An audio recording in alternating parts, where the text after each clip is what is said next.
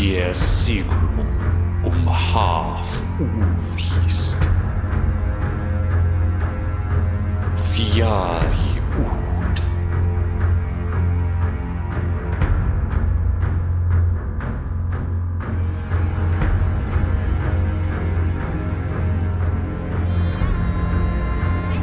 Gangandi til að morgun fundi, en som ég hluti skuldu úvíst vera.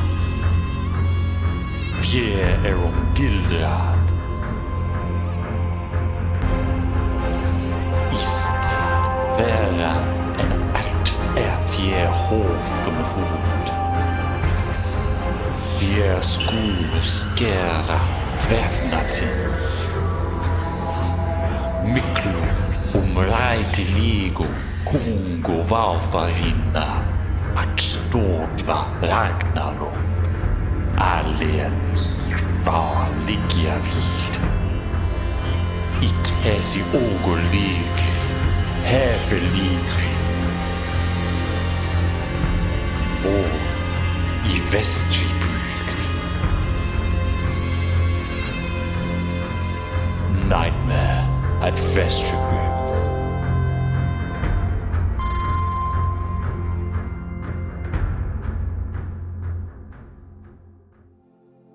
Hello and welcome everyone to this week's episode of Call of Cthulhu Nightmare at Vestribyggd. We are very excited to be with our lovely, as they've been dubbed, tax evader group, the Greenlanders, the people who reside at Vestribyggd, the Western Settlement of Greenland. I will remind you all that the year is 1342, and we are almost at midsummer, which is June 22nd this year. It's a Friday, which is very convenient, for multiple reasons, because Norse weddings are only held on Fridays, because it's Frigg's Day. It's auspicious. So the fact that it just lined up coincidentally for 1342 is just, honestly, just delightful. So we're going to go around before I do a little recap, and we're going to say who we are and who we're playing, and we will start over here with the lovely Trooper SJP. Trooper, how are you today? Hi, everybody. I am Trooper SJP, and I am so happy to be here. And I would just like to say, I think of ourselves not really as the tax evaders, but more like the settlers, or the wholesome crew, or Friendship is Magic crew, or the Eastenders. The Westenders. We're the Westenders, really. We're the nice ones. And I am so happy to be here. I am playing Benedict Fiskerson, who is one of a pair of twins out of 3 sets of twins that belong to my mom, who has been very tired, I'm certain, but keeps up appearances so that we don't realize how tired she is after having 5 boys and a ghost. Sorry, not a ghost. My sister is totally alive, but just no one can see her. That's me. Yep. Speaking of someone who's totally alive and we can see them, Lydia. HR. I don't have to worry about taxes when I'm dead. That's true. True facts. So, there's that. I do not consider myself a criminal. I'm floating. I'm enjoying the snow. I'm enjoying the stories. Yeah. I'm enjoying impending doom. What can I say? I'm Hasty, and I am Benedict's twin sister, and we are perfectly normal and well-adjusted. Yeah, someone who's perfectly normal, and the mom to these twins would be Humbledore. How are you today? Hello, I'm okay, thank you. Yes, so well-adjusted, so normal, my family are fine. Yeah! Everybody's fine. None of them are gifted, none of them are dead, everybody's here, everybody's great. We're going to have a wedding. It's going to be awesome. Yes, I am playing Tanya Bjornsdottir, or Daughter of the Bear, who has the ever-present tired mum and Völva minoris to the majoris of our wonderful Torvi. which is a kind of witch / healer of this wonderful group of people, and just trying to get through life, trying to get through the summer, trying to make a better life for her kids. That's all it's all about. Someone who's trying to make a better life. HollowTale, how are you? Yeah, I'm doing great. Looking forward to today. I'm sure it's going to go great. We left off on some very untense moments all around. And very much excited to play again today. Excellent. Someone who's very excited to play again today and has not been talking any shit. Susanna Grace, how are you? I don't talk shit. What are you talking about? No, I'm very excited to play. Been low-key stressed about today. It's been very roller coastery, with the hockey. By the way, do want to apologize to the state of Florida. I said some very unkind things about all of you yesterday. Half meant them. Wow. Well, you deserve everything that's going to happen today then. Good. Fine. But yes, I play Tavi, who is bride-to-be, and the other half of the Völva apprentices that's going to have a good time today. Yeah, everyone's going to have such a good time today. And last but certainly not least, someone who loves to have a good time, Pope World Build. Hi, everybody. Pope here. Pope World Build on the internet's at Blue Sky and start playing games. Just overjoyed to be here with these wonderful, talented group of people playing Umik. Both of us use E and pronouns. I need to preface things before today that I was told I was getting a gift.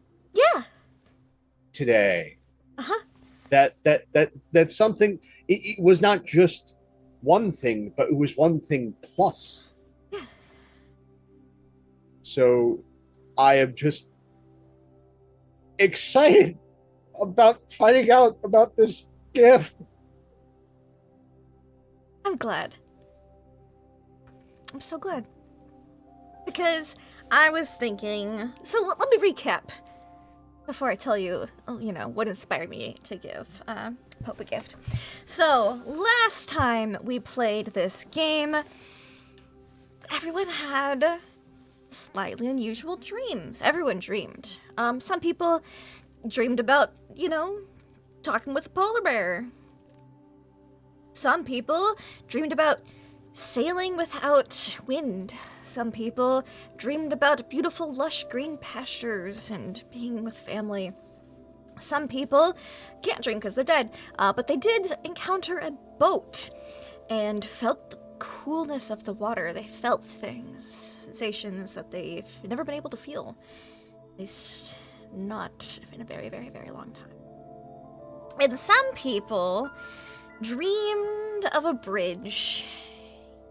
A very, interesting bridge. And in like a dark void-like pit, and then yelled into it, saying, "What must I do to complete this bridge?" Rolled an extreme power check, and therefore made a connection, and was gifted all the information necessary to complete said bridge. Just given the list of things to do. And then, y'all went about collecting the things on this list, which means that Umik, all by himself, with no one else, just completely alone, went off to go hunt a muskox. So I thought, gosh, everyone else is all paired up and teamed together. I should give him a gift. I should give him something, because I had an idea, and I was like, ooh, that'd be really lovely for a mix. So instead of a muskox, now a muskox plus something else. So, because, I felt bad. I felt like I was neglecting him. But Otto and Benedict went out on a boat to go get a whale, because they needed one of each type of creature. And there's 4 types of beasts in medieval categorizations, because shit be weird. So you have sea beasts, land beasts, birds, and serpents. Serpents including bugs. Snakes, bugs, reptiles, amphibians, just all under serpent category. Sea beasts, whales, anything that lives in water. Land beasts, fairly obvious, and then birds, also fairly obvious. So, they had some people in the village, so they were gonna handle the birds, because geese are scary. So they were like, y'all go get the geese. Spiders are under the serpent category because they're the, insects and arachnids. So Bjorn, Tanya's one of her twins, is on spider collecting duty. And then Umik's on muskox duty, and Otto and Benedict are getting the whale, which would be a sea beast category.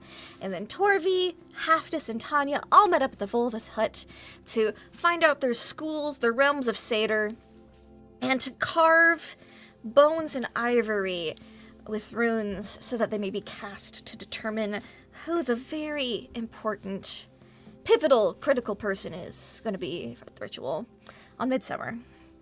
So we're going to pick up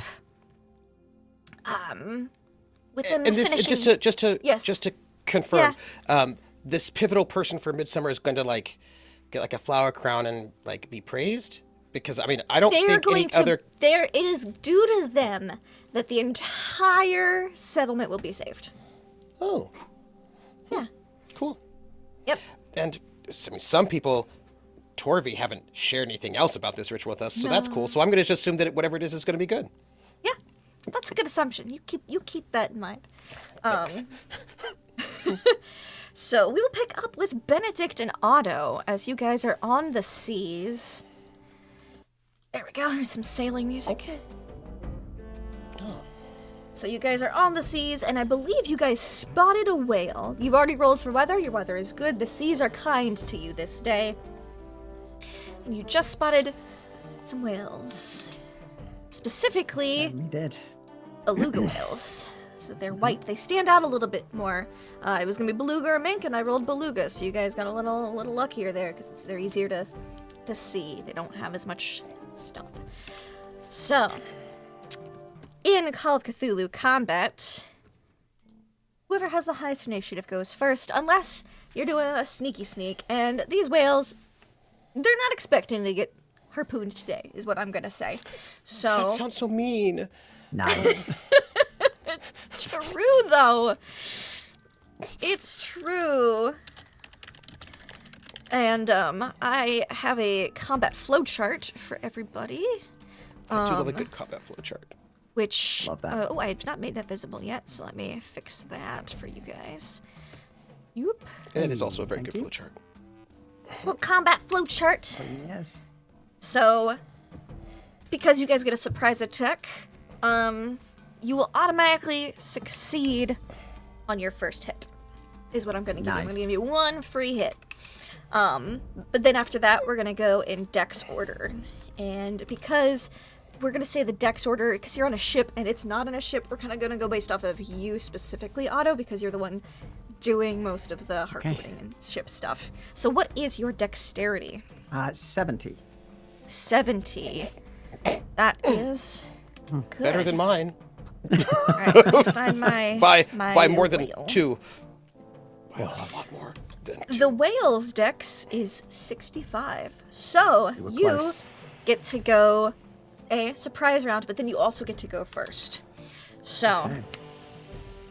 and when I say you, everyone on the boat, because we're just gonna treat all of y'all's Of course. as a crew. You're all working together in conjunction.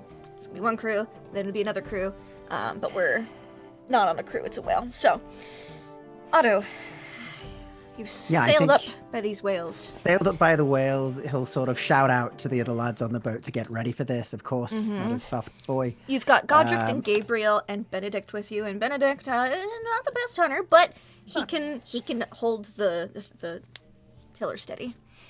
Exactly, and that's what we need. As he'll sort of direct them to begin attacking a specific whale that he's seen, and he'll Okay. get up close, get his spear ready, and just go for it.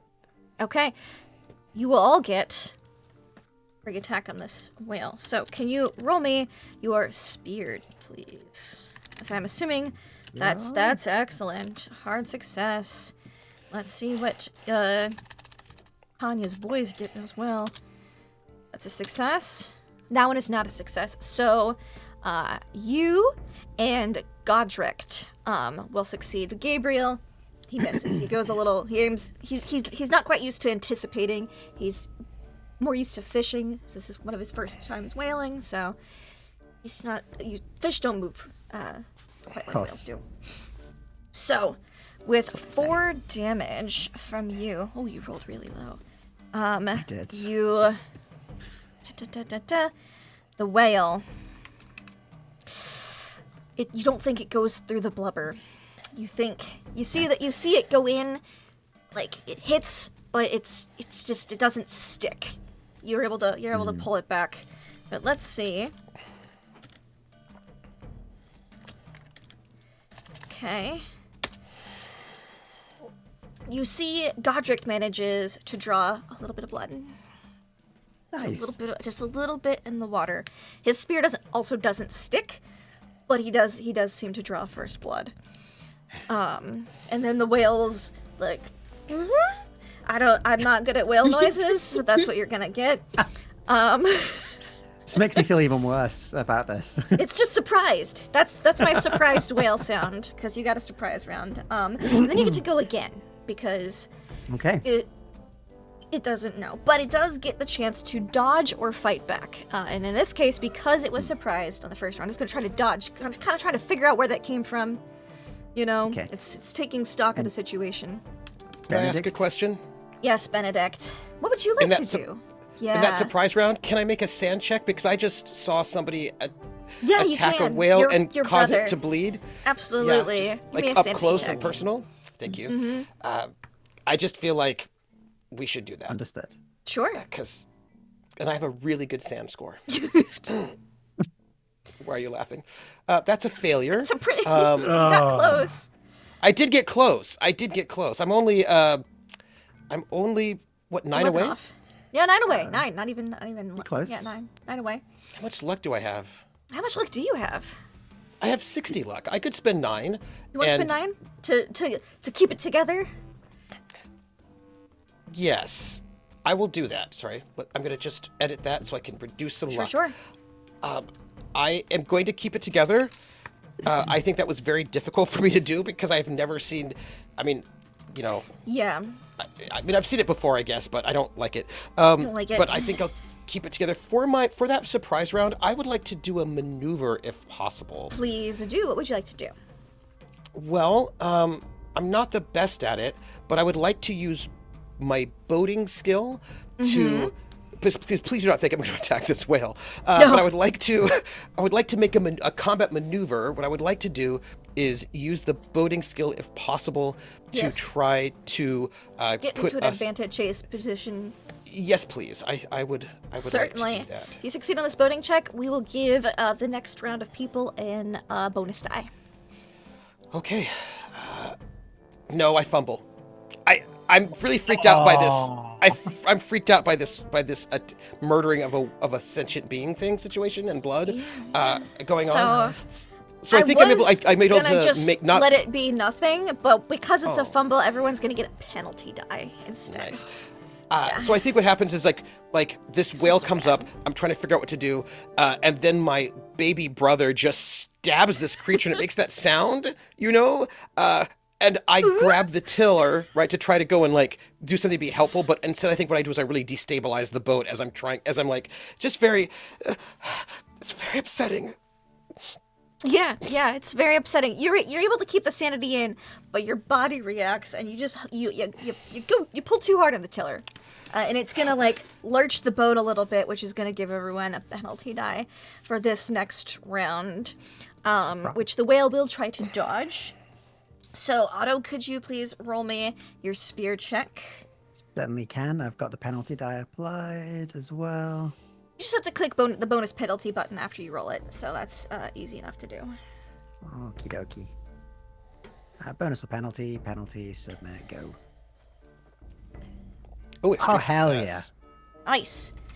So, And it if you- kicked in the impale. It did click because an impale is very good. So, and you already enabled the penalty. Yes, because I see a minus in there. Okay, very good. That's really nice. That is really nice. So Very lucky roll. that's very lucky.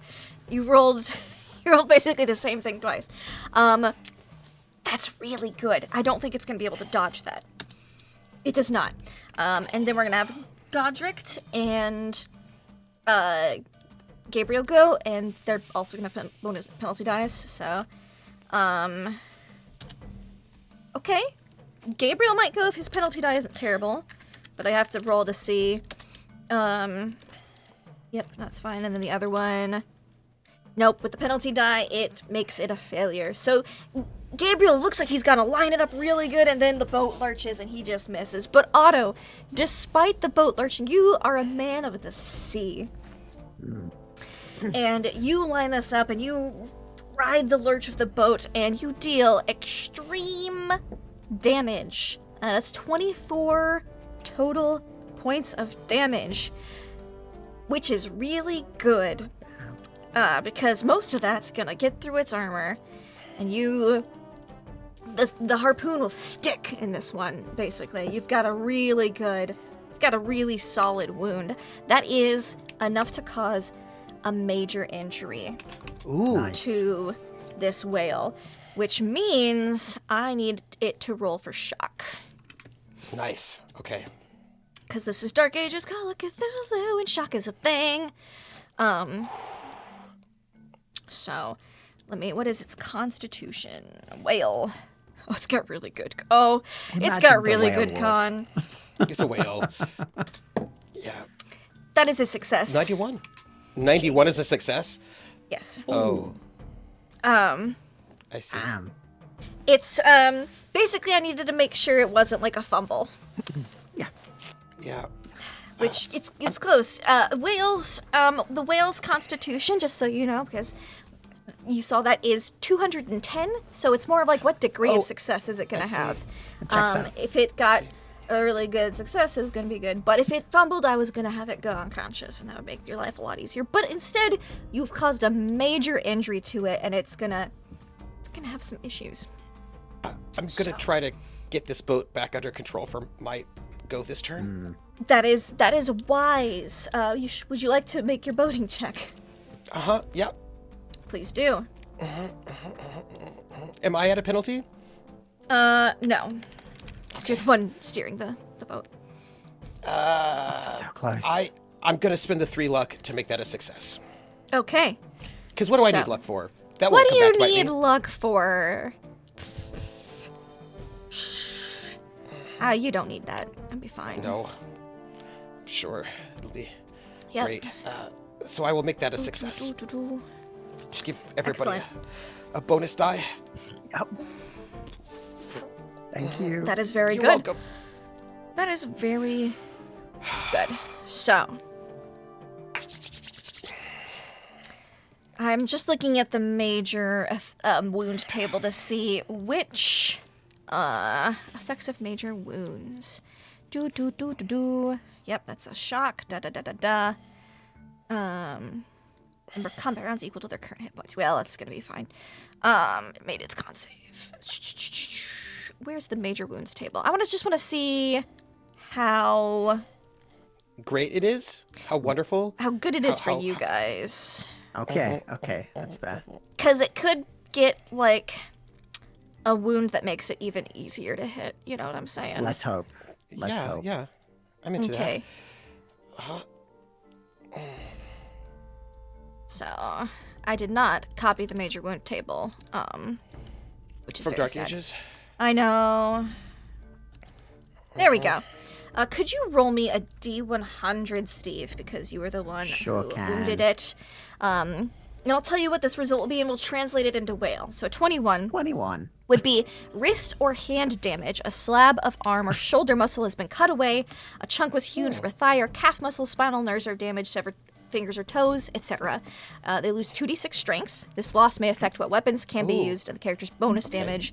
The character is still able to fight with weapon, but not with a shield. So because this is a whale and it doesn't have fingers and toes, we're gonna say you got one of its fins, one of its flippers, and so it's gonna have a harder time dodging. Which is Okay. great. Or escaping. It's gonna have a harder time dodging and escaping, which is really good because whales do tend to try to escape. So it is now the whale's turn. And beluga whales, they're not dolphins. It's not gonna jump into your boat and like karate kick all of y'all. It is going to try to ram your boat though, because that is how things do. I mean, can I spend luck to make that happen? Because that would be funny. No. That would make us lose sanity if it jumped aboard and started trying to fight us in hand-to-hand combat or hand. That would be pretty wild. 65 is not enough. So it's a little disoriented. It has not managed to ram your boat. It expects to swim straight and ram your boat, but its flipper was so injured it kind of like goes in a half circle instead. So. By the way, I'm crying. I'm crying. I just want you to know it. Yep, cool. There's a lot more blood in the water than there was after Otto's major injury. And somewhere on land, while carving runes, Hasty will start frowning and getting very distracted with whatever she was doing. So, okay, everyone in this next round gets a bonus die to all your attacks. So, all right, could you please give me that bonus die roll, or that spear roll with a bonus die, and I will roll for the two brothers. Okay. Hard success. How much would I need to spend to make that extreme? I think just 4, but let me double check that. I think I have at least 4 luck. Yeah. So it's 20%, right? Yeah. I think so. So it's 12? 12, so you need 7 luck. 7. I'll spend the 7. Oh! Okay. I want to try and end this as soon as possible for my soft boy. Yes. He's doing so well with the boat. Let me also see how the other two boys do. We had an 81 and a 61. 31 will hit. And then 61 will not hit, so that one's the same. But Godric will get another blow as well, so let me roll. Godric is so violent. Godric. Yeah. But he doesn't do enough to get through the blubber. His aim is true, but he doesn't have the oomph behind it. So, can I have you roll me your impaling damage, your extreme damage? Is that I'm just checking that out now. It says like 8 plus 4 plus 1d8 currently. Yeah. On the other roll I did. So it's the 4 plus whatever this is. 15 plus the 4, so 19 damage. That's very good. So 15 of that will get through its blubber. Okay. It's looking really rough. That's a minor wound. That's not a major wound for it, but it's not happy. This whale, it would be trying to flee. Oh, let me actually make it dodge. I did not dodge it, but it's at a penalty. So, yeah, that's a fumble actually. That would be like a that's really bad for it. Yeah, that'd be bad. So, you hit it real good. You get that nice bonus damage. This beluga's not looking so great. Benedict, what would you like to do? I'd like to maneuver boat maneuver, please. Please, go for it. And I would like to increase give us a bonus for dodging, I think, rather than a bonus to attack, because I'm feeling guilty. Okay. You know. Yep. Success. Okay, so you're not gonna get a bonus die to your next attack, but it will have basically a penalty die to try to hit you guys. Yeah. Yeah, because I just am feeling really bad about this. Which it's gonna try to do. It's gonna try to do another little hit and run. But it has a penalty, which makes it a 95 instead of a 15. So.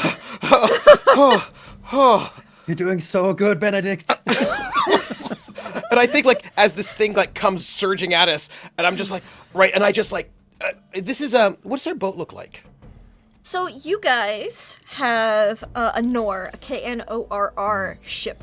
So they're a little tippy, but you've got a sail, you've got some oars to row along with. It can carry, you've got a smaller Knorr, so it can go open sea, but it's better for coastal town-to-town hops, not crossing the Atlantic. I mean, you can, but it's more for local.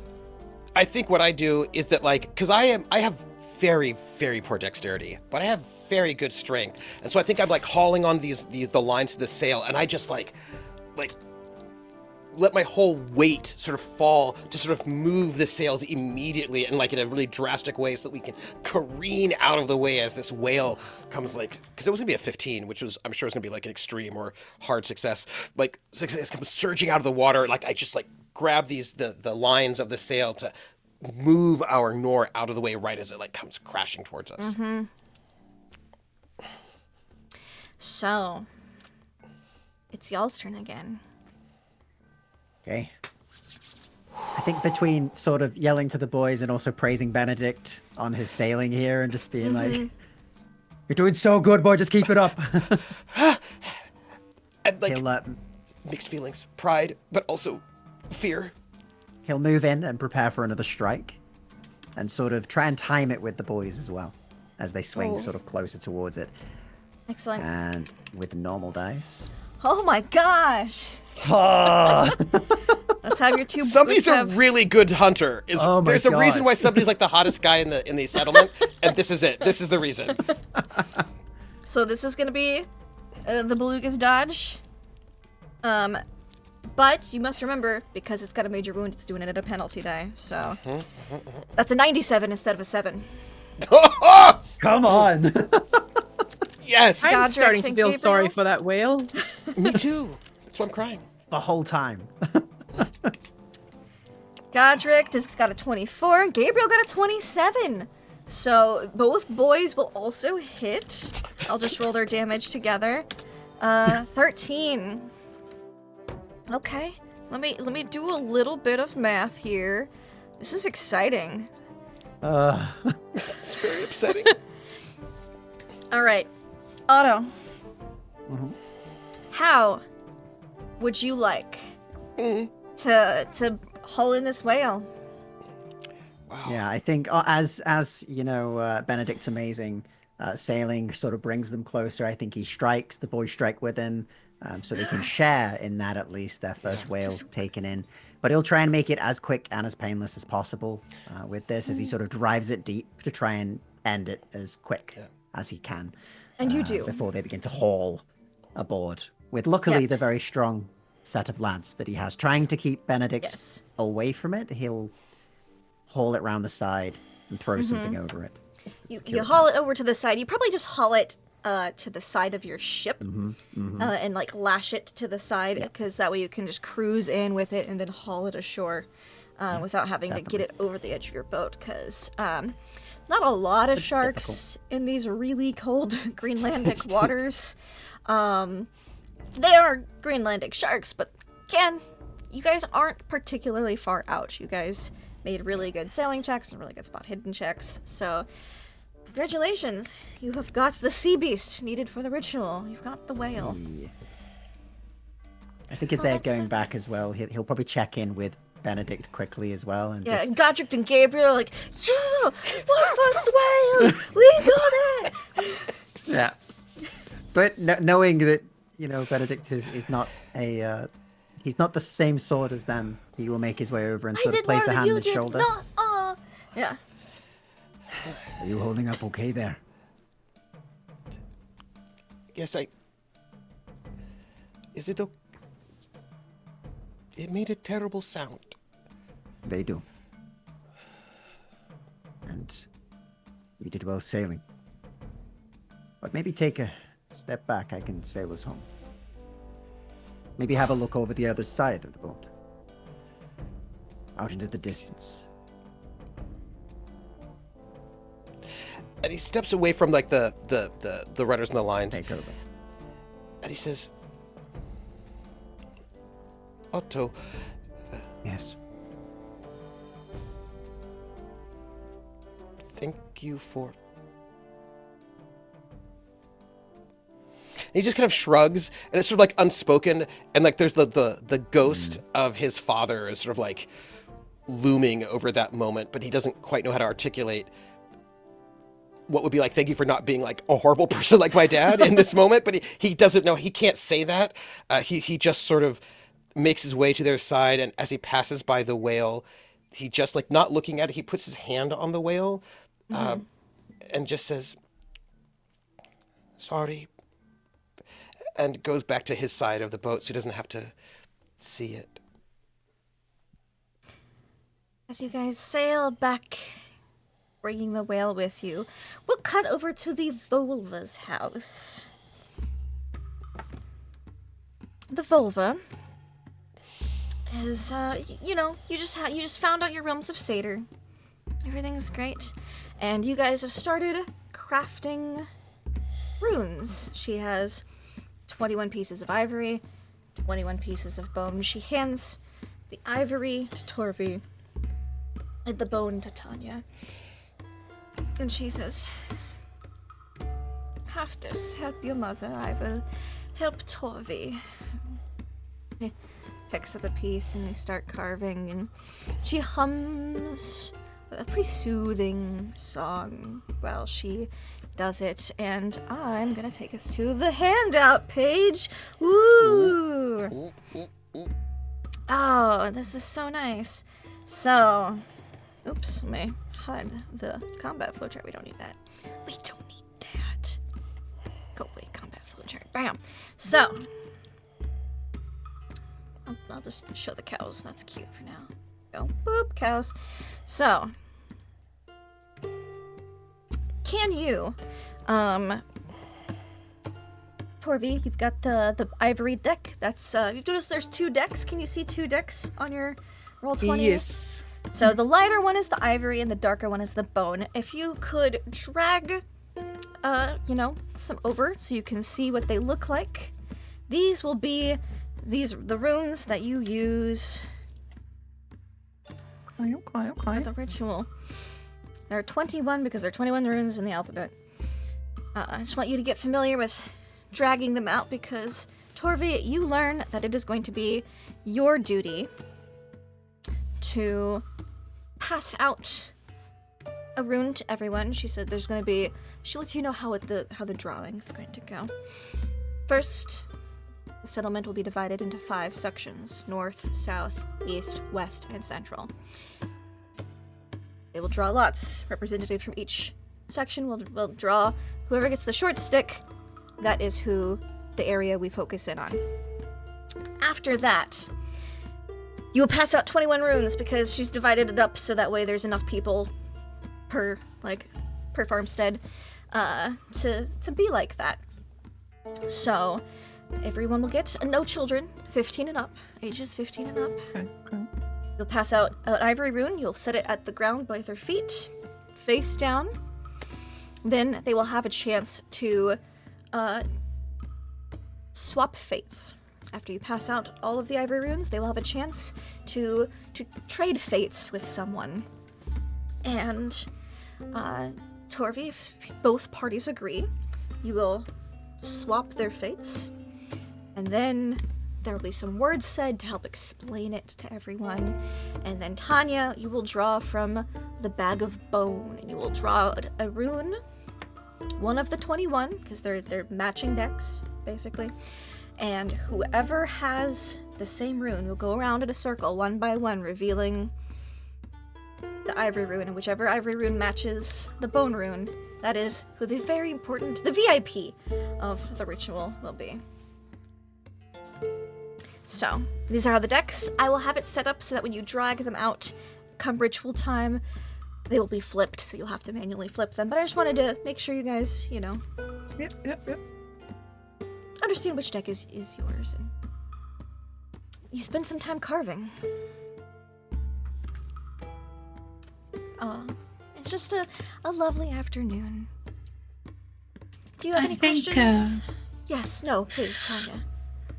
Tanya has lots of questions for the GM, because the GM Yes. is planning and plotting. But I think she'll spend the afternoon with this blessed gift that she's been given of trying to get to know her daughter.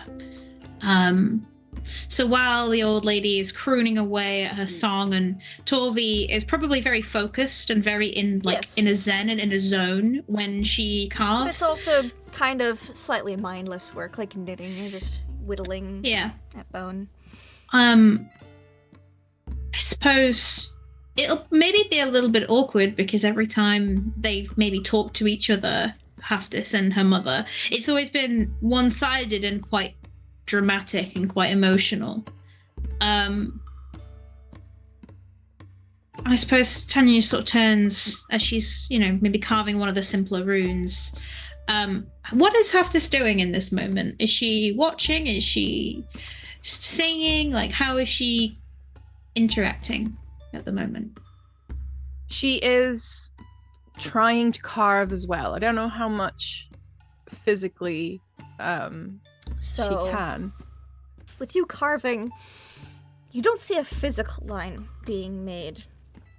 But because you were in a specific place with some specific herbs, hallucinogenic mushrooms maybe going on, you can see that where Haftis carves, little lines of spirit magic are also being imbued into these runes.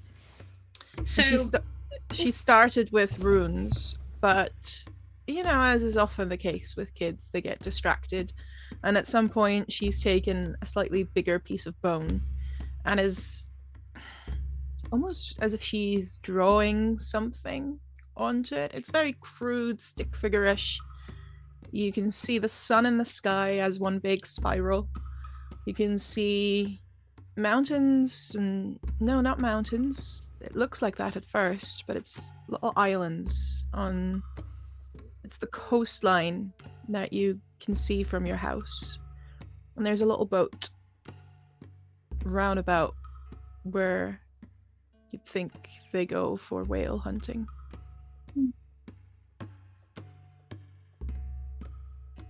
It looks like where we live. Mm-hmm. I was going to ask. I'm not surprised.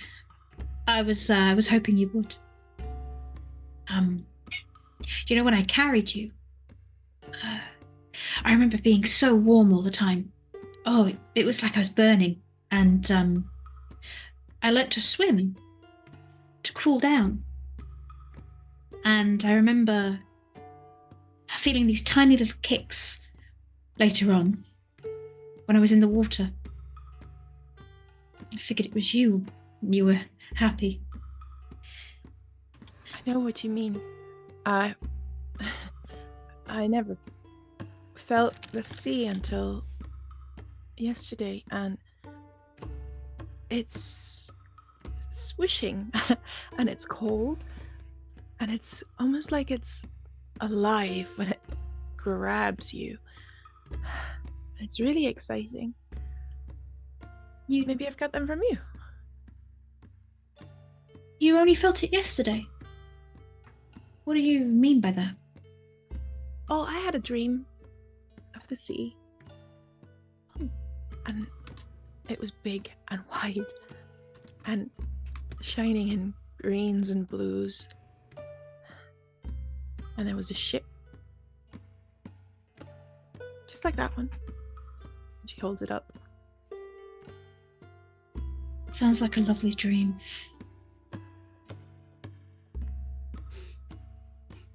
What?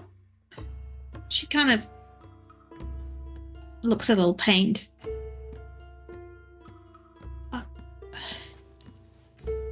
You've been here for as long as Benedict has. You're as old as he is. You're a woman grown almost in some ways.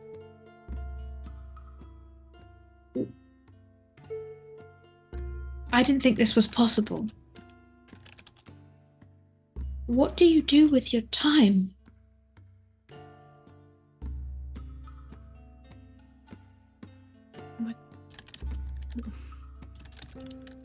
I go where Benedict goes. And I think what Benedict thinks, and I feel what Benedict feels. Just that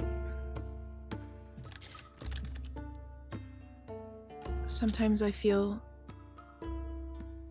different about what he feels. Oh. I don't know much. I once tried to go through the village, go to the center after the festival, Midsummer, many years ago. I thought I can go back because Benedict was home and everyone else was still dancing and singing, and I wanted to see the people dancing and singing, and Tori was telling stories, and I know she was telling stories that we were not supposed to hear. That's why she waited for them, being typical, and all the kids were gone, and I wanted to hear them, and Benedict was sleeping, and I tried to go away and go back to the village. I couldn't. I just go where Benedict goes. And now I go where you go.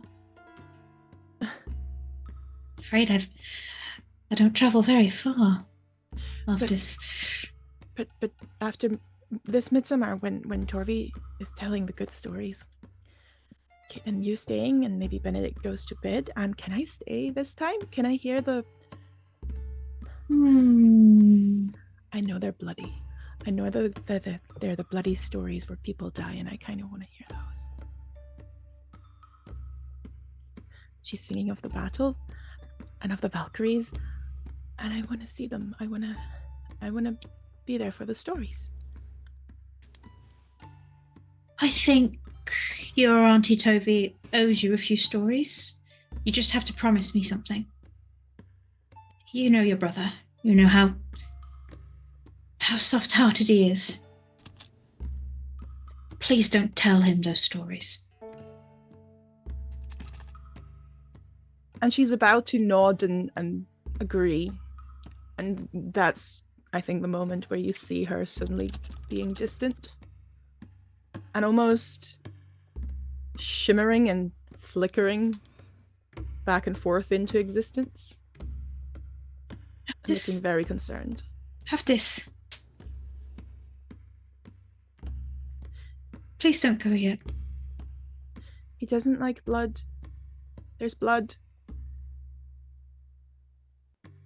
They're hunting.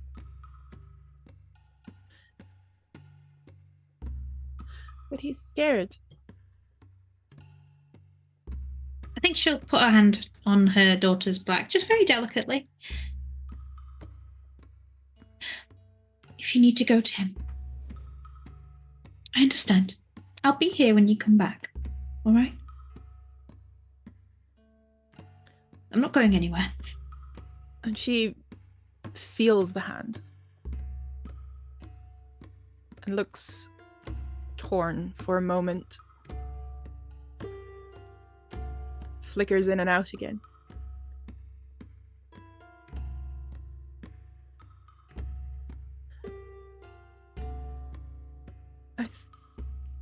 I think it's okay. Otto's there.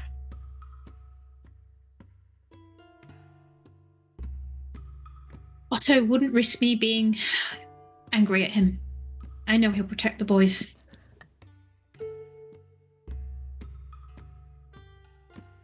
If you want to stay, you stay because you want to. If you want to go, you go because you want to. If you have a choice, have this.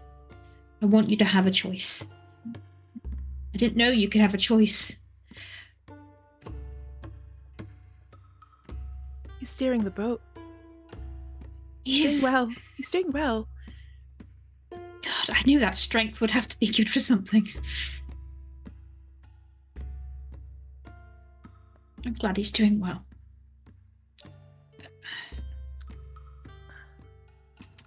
Does it never stops for you then? You're just with him all the time. Of course. Do you sleep? Do you? When he sleeps. They are two halves of a whole, as all twins are. That be it so. she says, with a tilt of her, like a deferential tilt of her head. My boys, at least, get a chance to be away from each other for a bit, and quite frankly, it does some of them good. But I'm his keeper.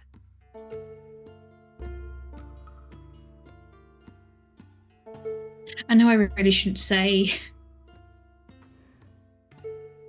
what I want out of this, what I want for you, because that's not fair, is it? It's not fair to say what I want in any of this and put expectations on you, but is that what you want to be? It's what I am. It's what I will be. Until the end. Don't worry about me. Don't worry about him. I'll keep him safe from everything and everyone.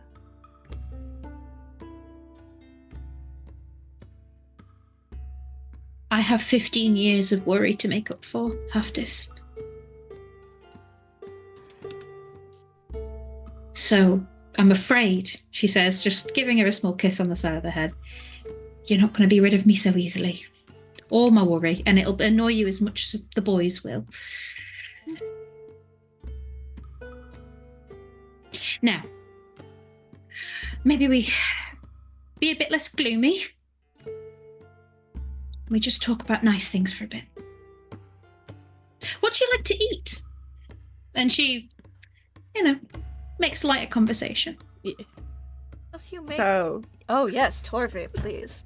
while this lovely, heartfelt moment is happening, Torvi hears, I love you, not gonna go anywhere, you're not be rid of me yet. And she very quietly says to the Völva, I do have some questions, Völva. Of course, Torvi. What can I help guide you with? Well, I understand the lots. I think I understand the purpose of them. What it You are a means. clever girl. But I had a dream. Were you also blessed with a vision? I learned everything we needed to do to make sure the ritual works. Well, and she has a look on her face of like, I knew you were the right person to make my apprentice.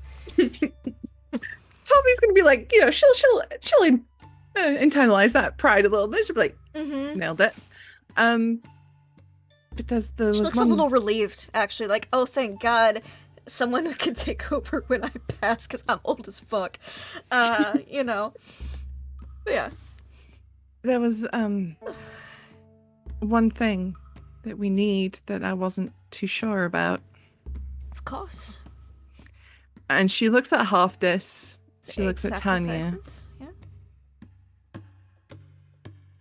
The Song of the Valkyr told me that we needed a spirit, Yes. but in all of its essence. That would be whoever is drawn. Yeah, everyone has two halves. Everyone has a soul and a body. Whoever is drawn, it'll be soul and body. Okay. Okay. Because she keeps looking at Halfdis like she was worried that we would have to sacrifice the ghost only girl way that it we've would be only just stuck. Halfdis is if Benedict is drawn, because they are two halves of a whole. Okay. Well, I hope it's not Benedict. He is a sweet young lad. Can I hear this conversation? Give me a listen check, because you are having some daughter bonding Yeah, time, that's and fine. it's a very quiet aside. It's okay. Nope. Nope. I'm focused on daughter time. You're Mother focused on time. daughter time. And Torvi was really trying to be quiet because Yeah, she didn't that's want to fair. talk about sacrificing your newfound daughter in front of you. Over my dead body. So- No, the kids are going anywhere. Speaking of dead bodies, we've got one more hunting to do before before we have Midsummer. Pope, Umik, you found Yes. You found a wild muskox, and you successfully rolled a stealth check. You've sneaked up on it, you know, and which means may put our initiative, our music. Go.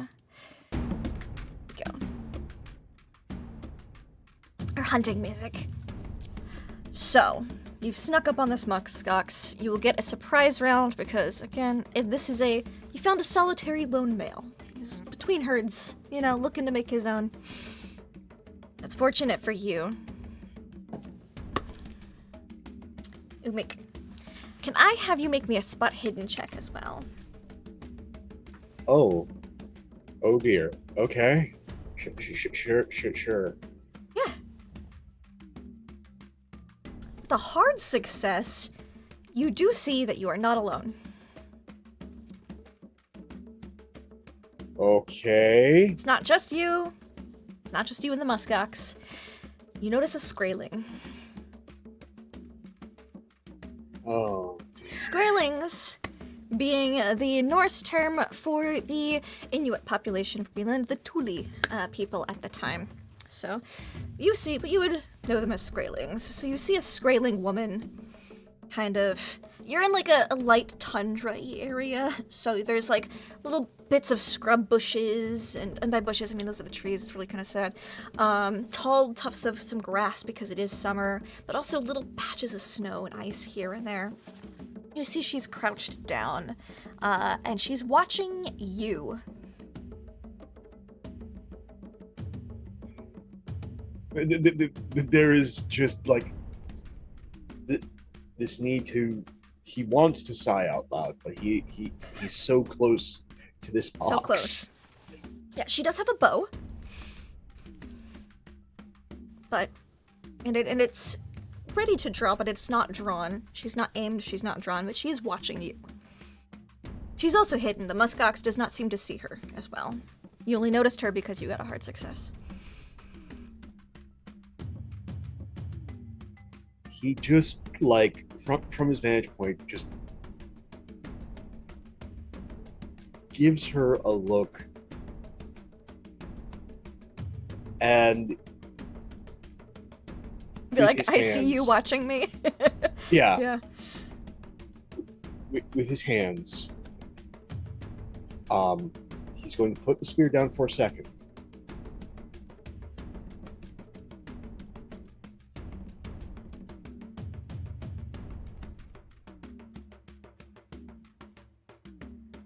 Try to communicate that we team up together, we take this down, we split this. She cocks her head a little bit, seems to ponder for a moment, and then will nod. He will nod back and then immediately just go to strike. Spear. You will automatically succeed on your hit. However, I would still like you to roll to see if you get like an extreme, because that would be impaling. So, surprise round from you and your mysterious skraeling, the Thule girl. Not extreme, just a standard success. I need a math. Hold on, that might be an extreme success for her. Probably not. But let me just make sure. It's really close, but not an extreme. So, she gets a hard success. But you also get a success. She will roll her damage. What did I have for her sheet? Come here! Get over here. Boop, boop, boop, boop. I need to know how much damage. That's what I thought. Okay. 1d. She does 5, you deal 9. So it's got a thick hide, this muskox. We are back up to normal stuff. But you both managed to hit. You see her arrow go in. Doesn't sink particularly deep, but it does draw blood. You see a little trickle. And your spear gets in there. You get a decent hit on it. So I will minus. Let's see. that much. And what is your dexterity? 75. 75. I believe that's better than the muskox. Muskox aren't the most nimble of creatures. Oh, where did you go? Go back. I need my stats. I exited them by accident. No, there it is. So yes, you will get to go first. And the Skraeling woman will as well, the Thule. So, please roll me your attacks. The muskox is going to, again, a little surprised, but when bulls are surprised, they don't flee, they fight back. So it is going to try to fight back. Yes. A success. That's a success, that's good. This is it's trying to fight back. Oh dear. The good news is it doesn't get impaling damage. That's the good news. Before there's also bad news. That's a crit. A 1 on a 1d100 is the crit. However, I'm also going to give our Thule girl a chance because this is y'all's attack round.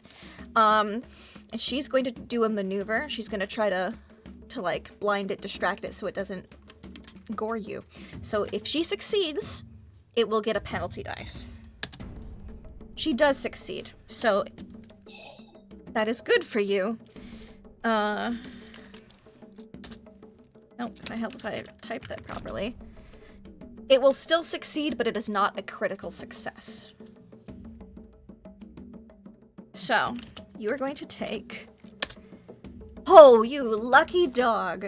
2 damage, which you need to roll a 1d3 for your armor. So you only take 1, which is a scratch. That's really good for you. But it's a little scary. You go to fight, it succeed, it fights back.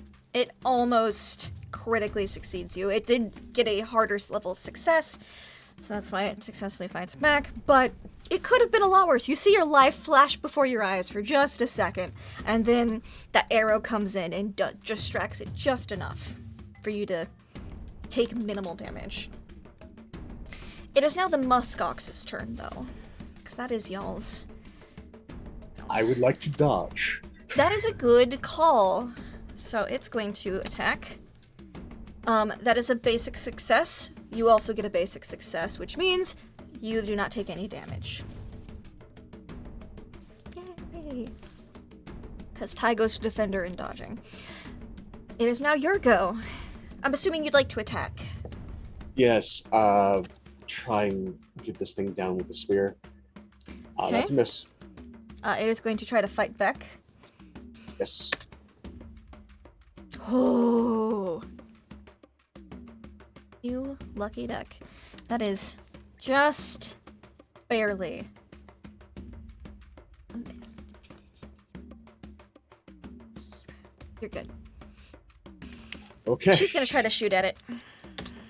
She succeeds.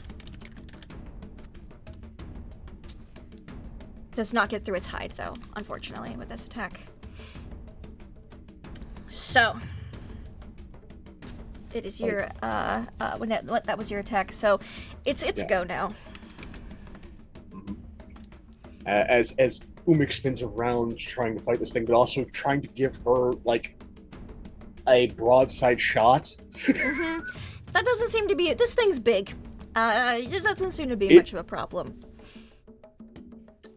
Okay, dodge. Which is good, because that is a successful attack. But you extreme dodged it. You get out of the way.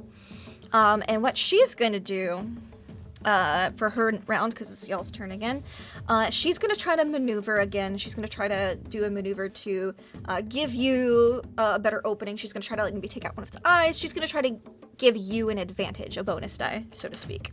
Okay. Oh, she just misses. So no bonus die, but that is a success. It fails its its fight back, so you will deal that damage. Minus. It is now bloodied. It's taken a minor wound. It's bleeding. But it's big mad. It's big mad. Yeah. No, this is a angry male bovine. This is not a good Angry male place to be. bovine.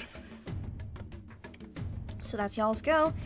It's gonna try to go. It also misses. So nothing happens. You dodge, it attacks. You're good. This is a tense dance on this little bit of tundra that you guys are on, this plateau. Your Thule girl is gonna try to maneuver again to give you a because she sees that when you are hitting, you're hitting fairly well. So she's trying to give you better openings by directing the beast appreciate with her everything arrows. she's doing. That is a success. You will get a bonus die for this. So Okay, how do I mark that in this sheet? You don't need to. You just need to click it, Okay. and then it will click the bonus penalty button once it pops up.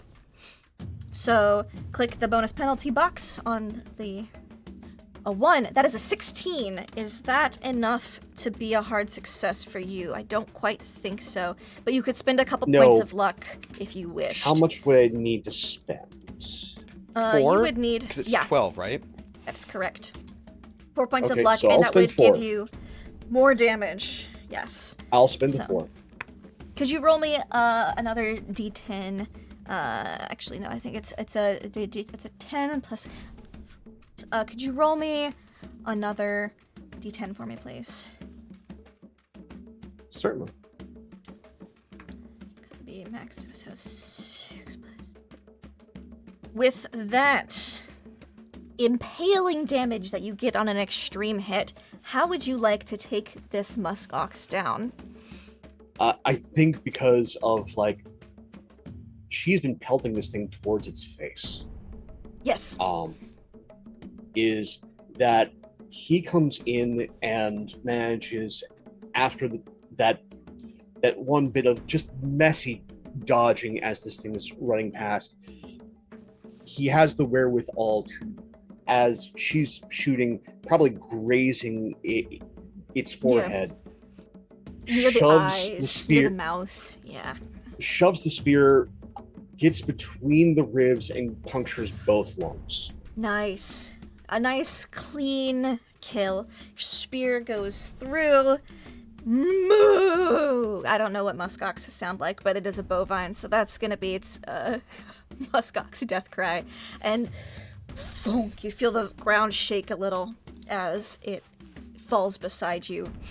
And you are alive. It was a little scary there for a minute, but you were alive. Again, since he's the guard for the settlement, he's probably the one who's had the most interaction with the Skrelling.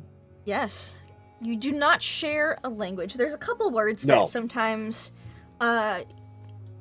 people have picked up on from either side.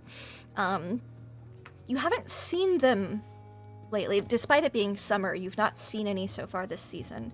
This is the first one you've seen all year. She appears to be mid-20s, maybe early 30s. It's kind of hard to tell. She's got on a sealskin tunic, belted at the waist. Because it's summer, no pants, but sealskin boots that clamp up just above the calf, right below the knee. Her hair is pulled up into a bun with braids, loopy braids beside it. And she's got a nice little bone hair clip on there securing it. And she's got a bow and a little quiver of arrows at her side.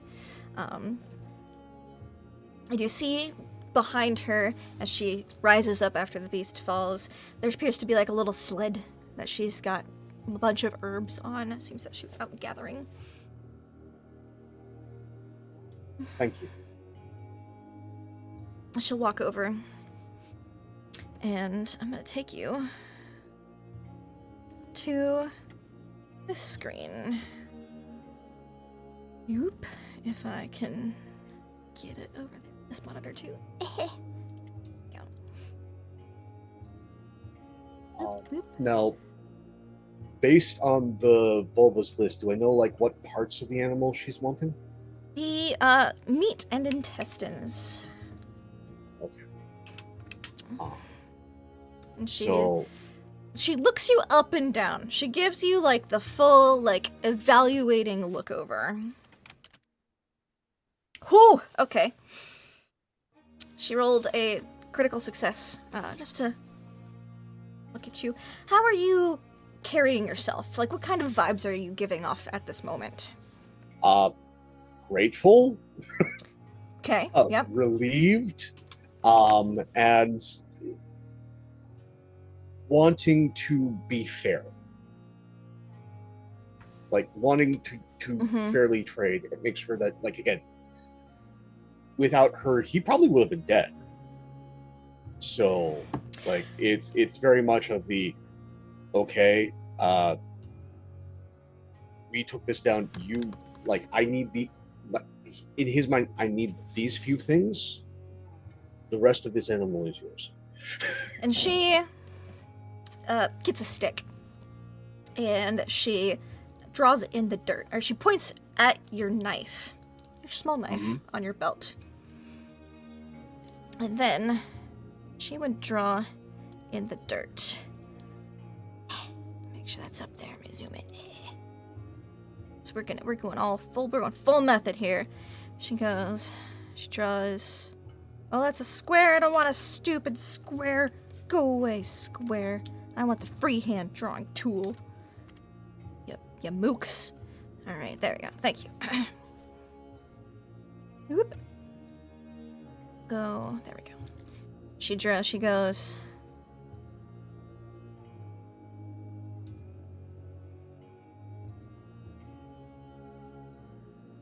This is about as bad as my drawings are.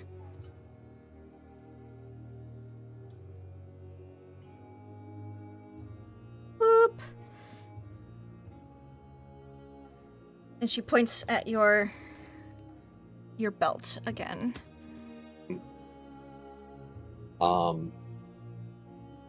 With that, he would. And then she points at her drawing, which kind of looks like a bear. Polar bear. Yes. And we'll say Torngarsuk. Is that one once he's familiar with or no? You've not heard that word before. It seems that she's implying that that's its name or what it's called. It's hard to say. He will just sort of like And she 'cause he's points at also you got- and points at the bear and points at you again. he's got like It's kind of like a questioning look. he's not gonna pull like the knife, like the actual like combat knife. He's gonna pull like, you know, I use this for eating and picking at my nails. Small knife, baby knife. And points at the drawing. It So you have a questioning knife with a polar upward bear tone. claw. Yeah. Yeah, Tungers. It points at, and then is going to. I'm going to use the drawing feature on Roll20. Yes. And just I'll make my bear small. pretty much like. Oop, never mind. Pretty much like indicate the belly of the beast, and then like some hash marks along like the ribs.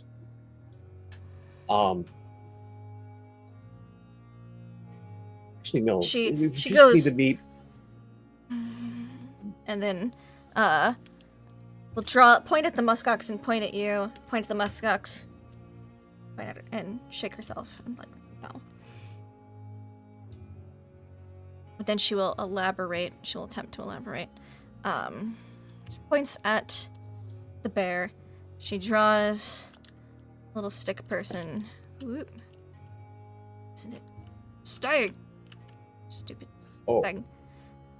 and it goes. It's weird. Oh, Oh. bear. Points at the drawing. bear Tungersuk and then points to his dagger.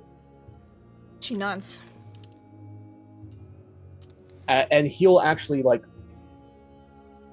pull down a bit of the gambeson, pull at his beard to show the scarring.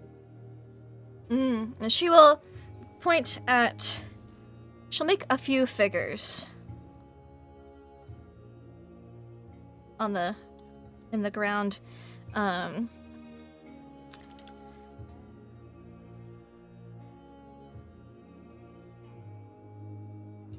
And she points. She makes like some lines by the bear's mouth.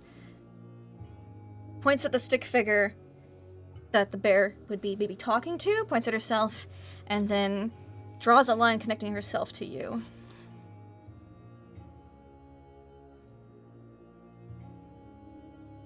Dream, you talk to Tungersuk. I also dream, talk to Tungersuk.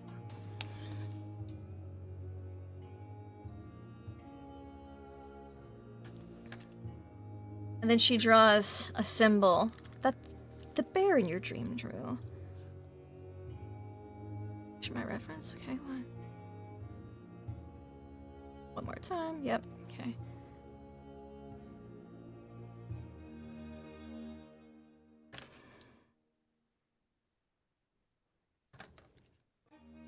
She draws the second symbol that the bear drew in your dream.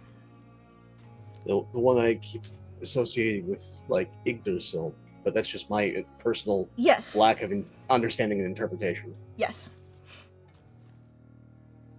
He points at it, goes Yggdrasil. Tungersuk. And she reaches from around her neck, where you see she's got several necklaces with little charms on them. Some carved out of bone, some carved out of ivory, some made of rocks, some maybe some copper a little bit, like roughly like raw hammered copper. And looks through them, and then pulls off one. It's got a sinew necklace, a sinew cord on it, and you would see a bone with that symbol on it. And she would hand it up to you.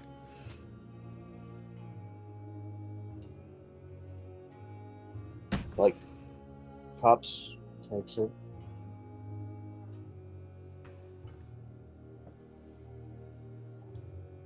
And he will receive it gratefully, and he's got a club with him that he usually uses on the local populace. That he will take and offer to her. She'll look at it. She'll accept it.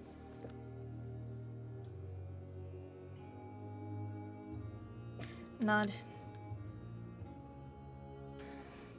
Look for a moment, like debating on if she wants to say something, but communication is difficult when you don't share a language. And we'll just nod. Tungersuk. And then makes a hand gesture that you don't know what it means.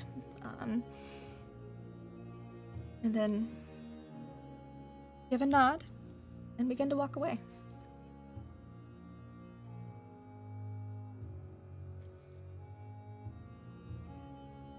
Like, he stands there kind of dumbfounded. Just watching her go, and then she'd collect her arrows first, actually. She'd go get some of the arrows that she can and then walk away. He sort of like points to the muskox. One, take. Tungersuk jangles her necklaces and points at you.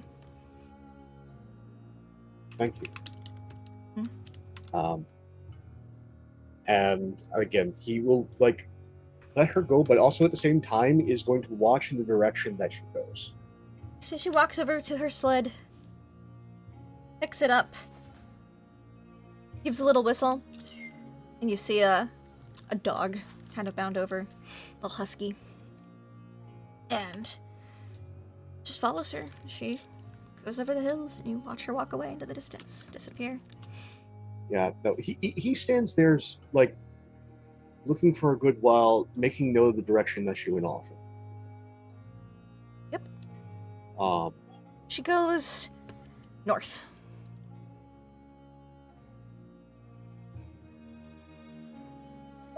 Just sort of like sighs for a moment and then takes out that bone with the symbol, like stares at it for a good while, trying to go understand what the meaning of all of this, as he is deeply mystified. And then we'll go about essentially with the few trees and bushes that are here, making sure that the ox is properly bled. Yes. And getting that process started before he will walk away from it and then try and go to whatever nearest farm and get a hand to bring this thing back in. Absolutely. You'd probably be able to go, see. There's a pair of brothers, Oscar and Agnar, who live fairly close to where you found this. They would be willing to give you a hand.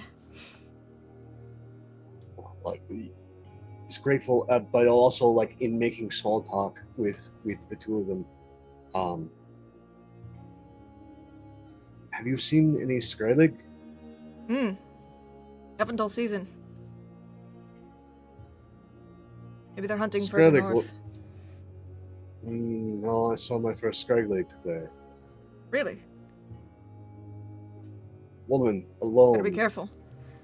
Helped me take this thing down and then left. That's ominous. I don't know what to make of it. I think I've learned the name for bear.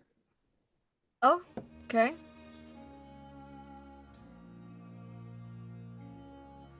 It was weird. Sounds like it. What You do all you do have with any the charm that you were given, Umik? He actually like takes it and ties it around the because he's probably got like a peened pommel on that the bear claw dagger, and essentially ties it around and uses it as a charm. Okay, yeah. Excellent. Good to know. Thank you. Now, with the bear hunted, the whale gathered, and all of your bones and your ivory all carved up, is there any little scenes we want to do before we start with midsummer and a beautiful wedding?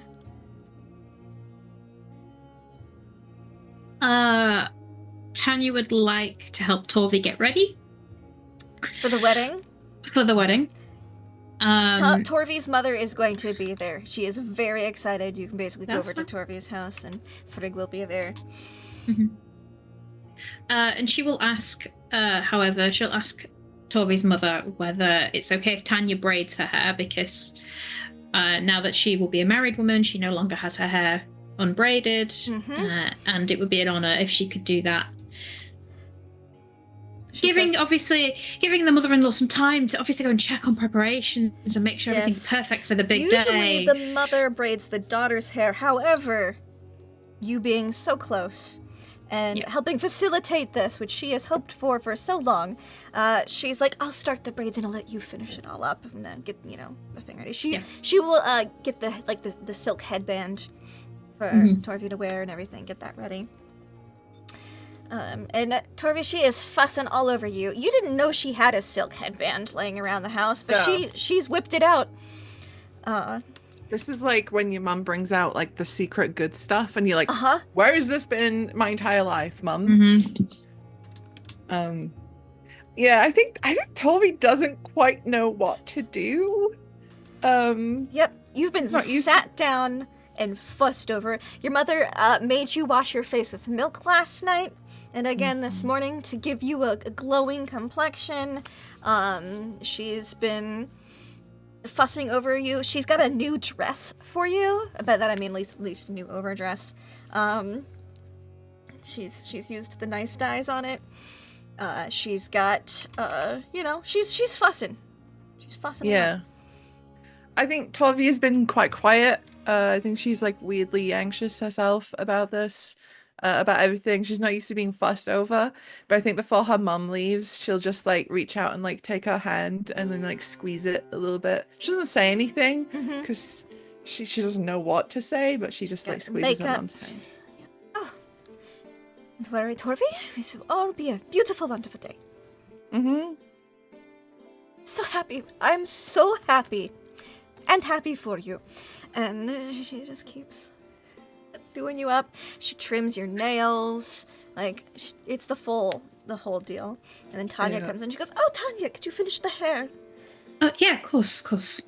I think the Völva wanted to speak to you about the banquet. Oh, of course. I'll be right back. Oh, and here's the silk headband. And she lays it out. She'll take it. And she'll kind of just sort of look at Torvi up and down. So, how are you? I don't know. You look shell-shocked. I'm not used to this. I feel like, I don't know, like, I'm not used to this much attention, this much this. It's a lot. Well, I'm sorry to say it's not over yet. Yeah, I know. One, I have to put this in your hair. She holds up the silk. And I've got a gift for you. You didn't have to do that. Well, I know. But I've told you how many times over the past few days this ritual is, I think it's driving us all a bit crazy. You're my sister. Pretty much. So, shut up and take it. Right. All right.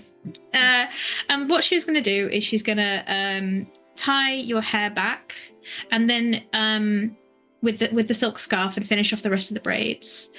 And then she's going to clip in something extra at the front of your hair, and it's this sort of beautiful abalone shell-esque pin that she. It's sort of in the shape of like a bird. That she has like put in your hair for our very own Valkyrie. I had a good find on the beach, and I thought of you.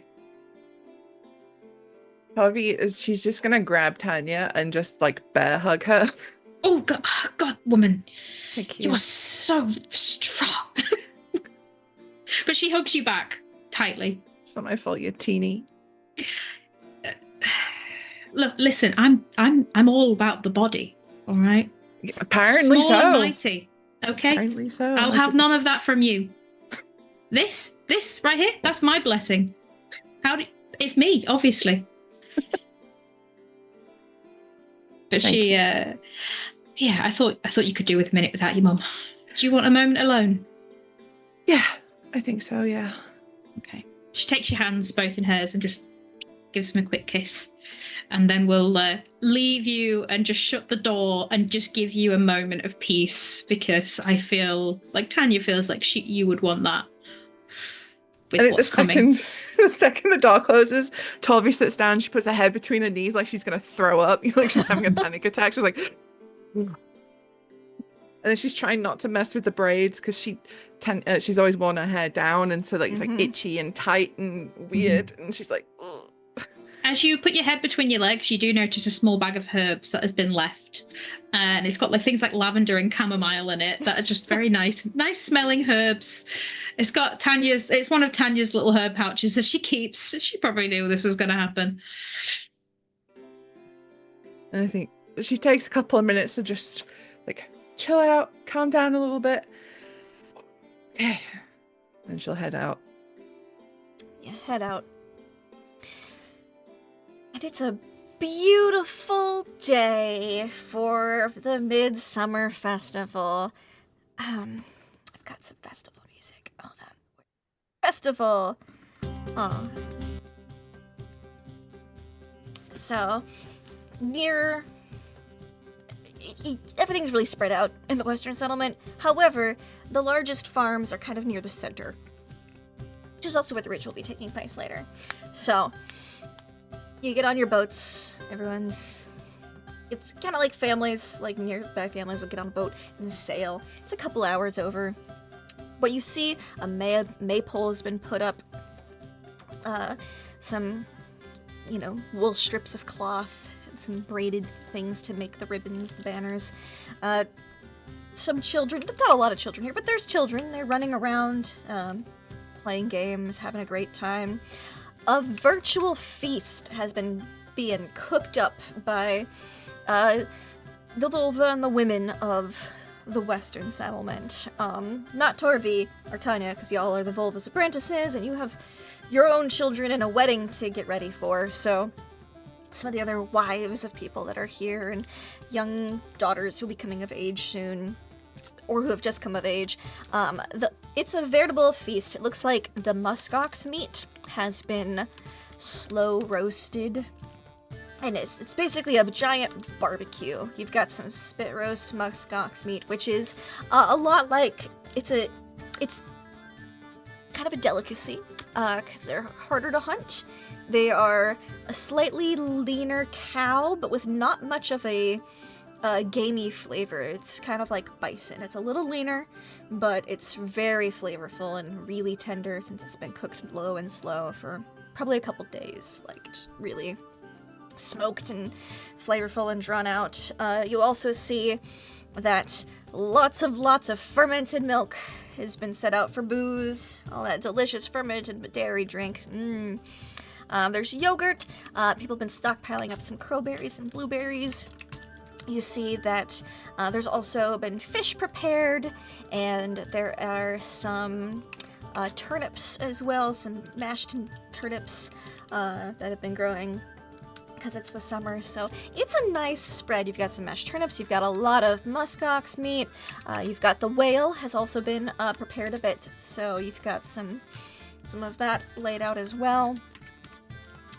Lots of fish, a veritable summer feast. This is the most food that the village has cooked up in a while, but everyone seems to be in good spirits. After all, there's a wedding today, and the town will be saved. But you can't have the feast before the wedding, so once everything's kind of cooked up and at a time and spot where they can, like, walk away, just, let it sit for a bit, we get to have the wedding. Otto, we know Torvi's all dolled up to the nines. Your mother has pulled out things you didn't even know was in the house, Torvi. You are dressed up very nice. Much nicer than usual, I'd imagine. I imagine you kind of like slum it a lot. You're like, eh. If Torvi was in the modern day, I imagine her as like a sweatpants and oversized t-shirt girl. Oh yeah. Permanently in leggings. Yep. Not today. You are dolled up. Mother's done makeup. Your hair's all braided. You've got a silk headband. You're looking good. You're looking fine. You get lots of compliments from the other ladies and looks from the guys who are like, okay, she can look like that. No way, that's Torvi. No way. Yeah, what? I'm confused. I think Benedict would give Otto something before they actually get to the ceremony itself. Of course. I was going to say, how does Otto get ready for today? You're getting married today, Otto. Yeah, I think, in the run-up to being married, he would have realized that he needs to dress special. He's heard that, so I think he would have probably asked Benedict for help because he's one of the oldest of the boys with them, and maybe even Umik as well, and been like, how do I do this? Like...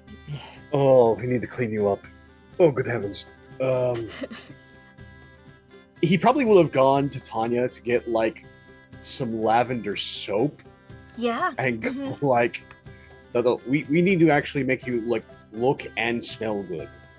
as well as like going around to the other like fellows in town and going like, okay, we need to get him some jewelry.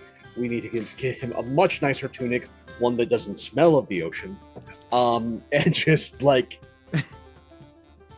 we're doing the Viking version of Queer Eye for the Straight Guy. Like we're trying our best. Yeah.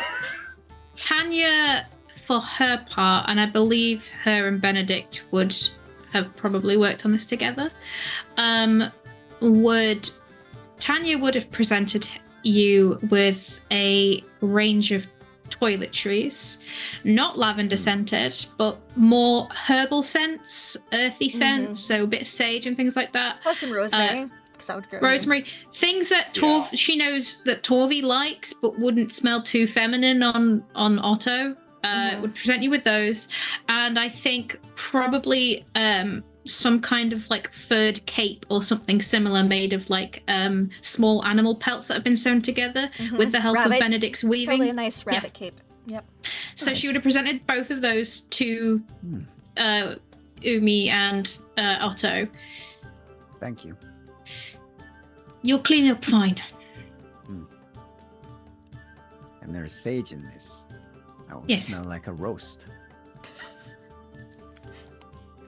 No one's going to be able to really smell you except for her because of the roast that's actually cooking. Ah, that is good to know. Thank you for this, Tanya. You're welcome. Now, I am to clean up, so I will do my best to make sure I look good. I would not wish to embarrass Torvi. Says the hottest guy in the settlement. Yeah. The boys have drawn you, got you some clean water out back. That is good. I will go and prepare. Thank you for your help, Benedict, Umik, and of course, Tanya. I'm sure this will go great.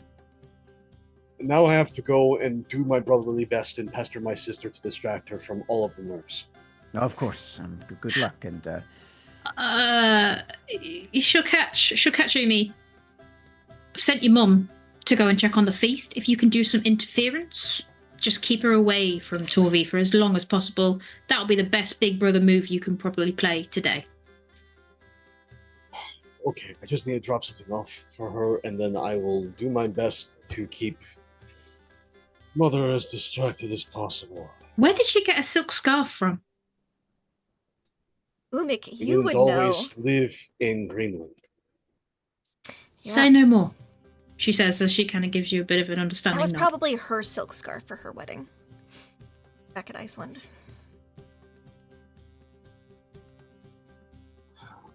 So, yeah, no, she's been holding on to a lot of things.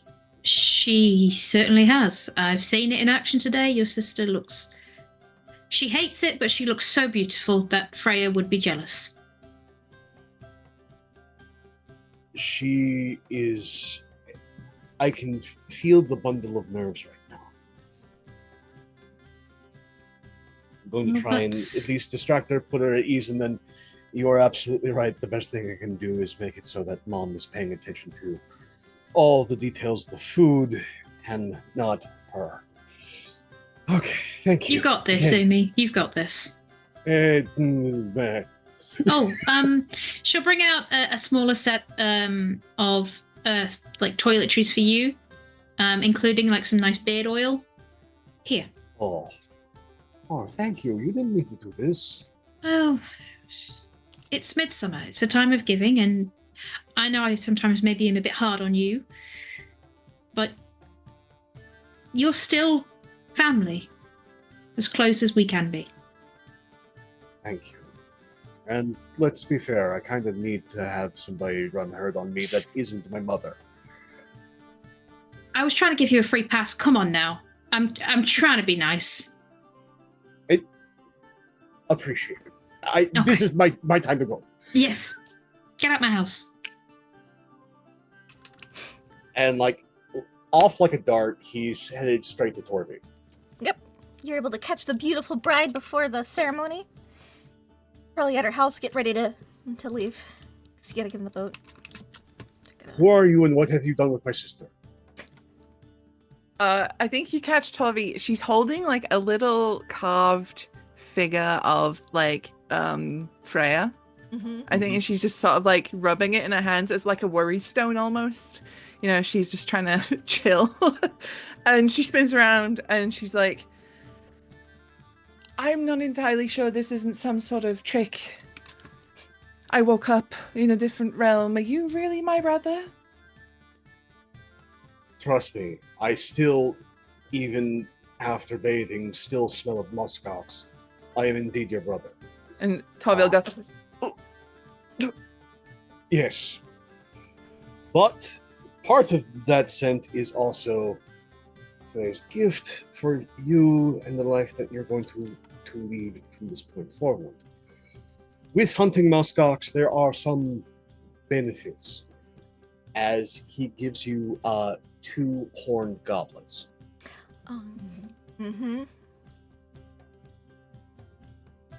May this be something positive to add to what I can only feel from looking at you, the most nerve-wracking day of your life.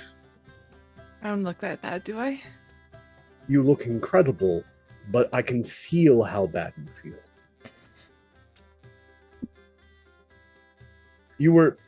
You were less in pain and awkwardness after the bear.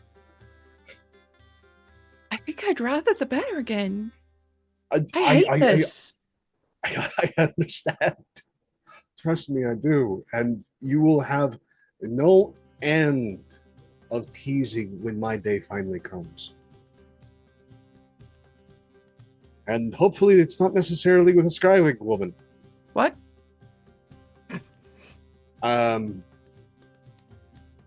So I didn't hunt that musk ox entirely on my lonesome. Who is she? I don't know. She just was observing me. I managed to communicate, hey, let's fight this thing and go halfsies on it.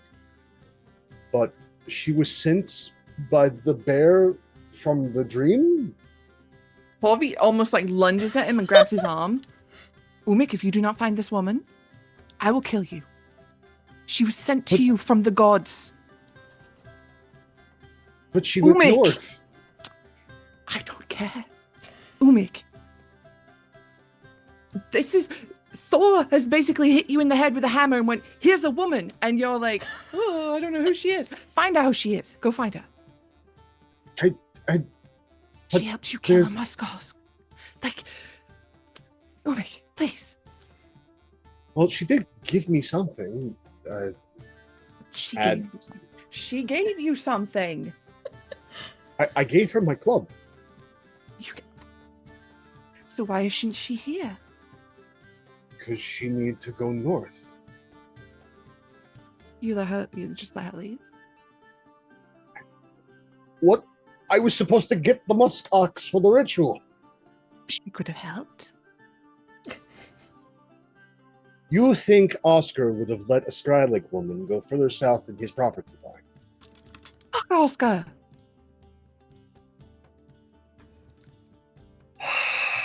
I will see if I can't track her down after today's festivities, but not before.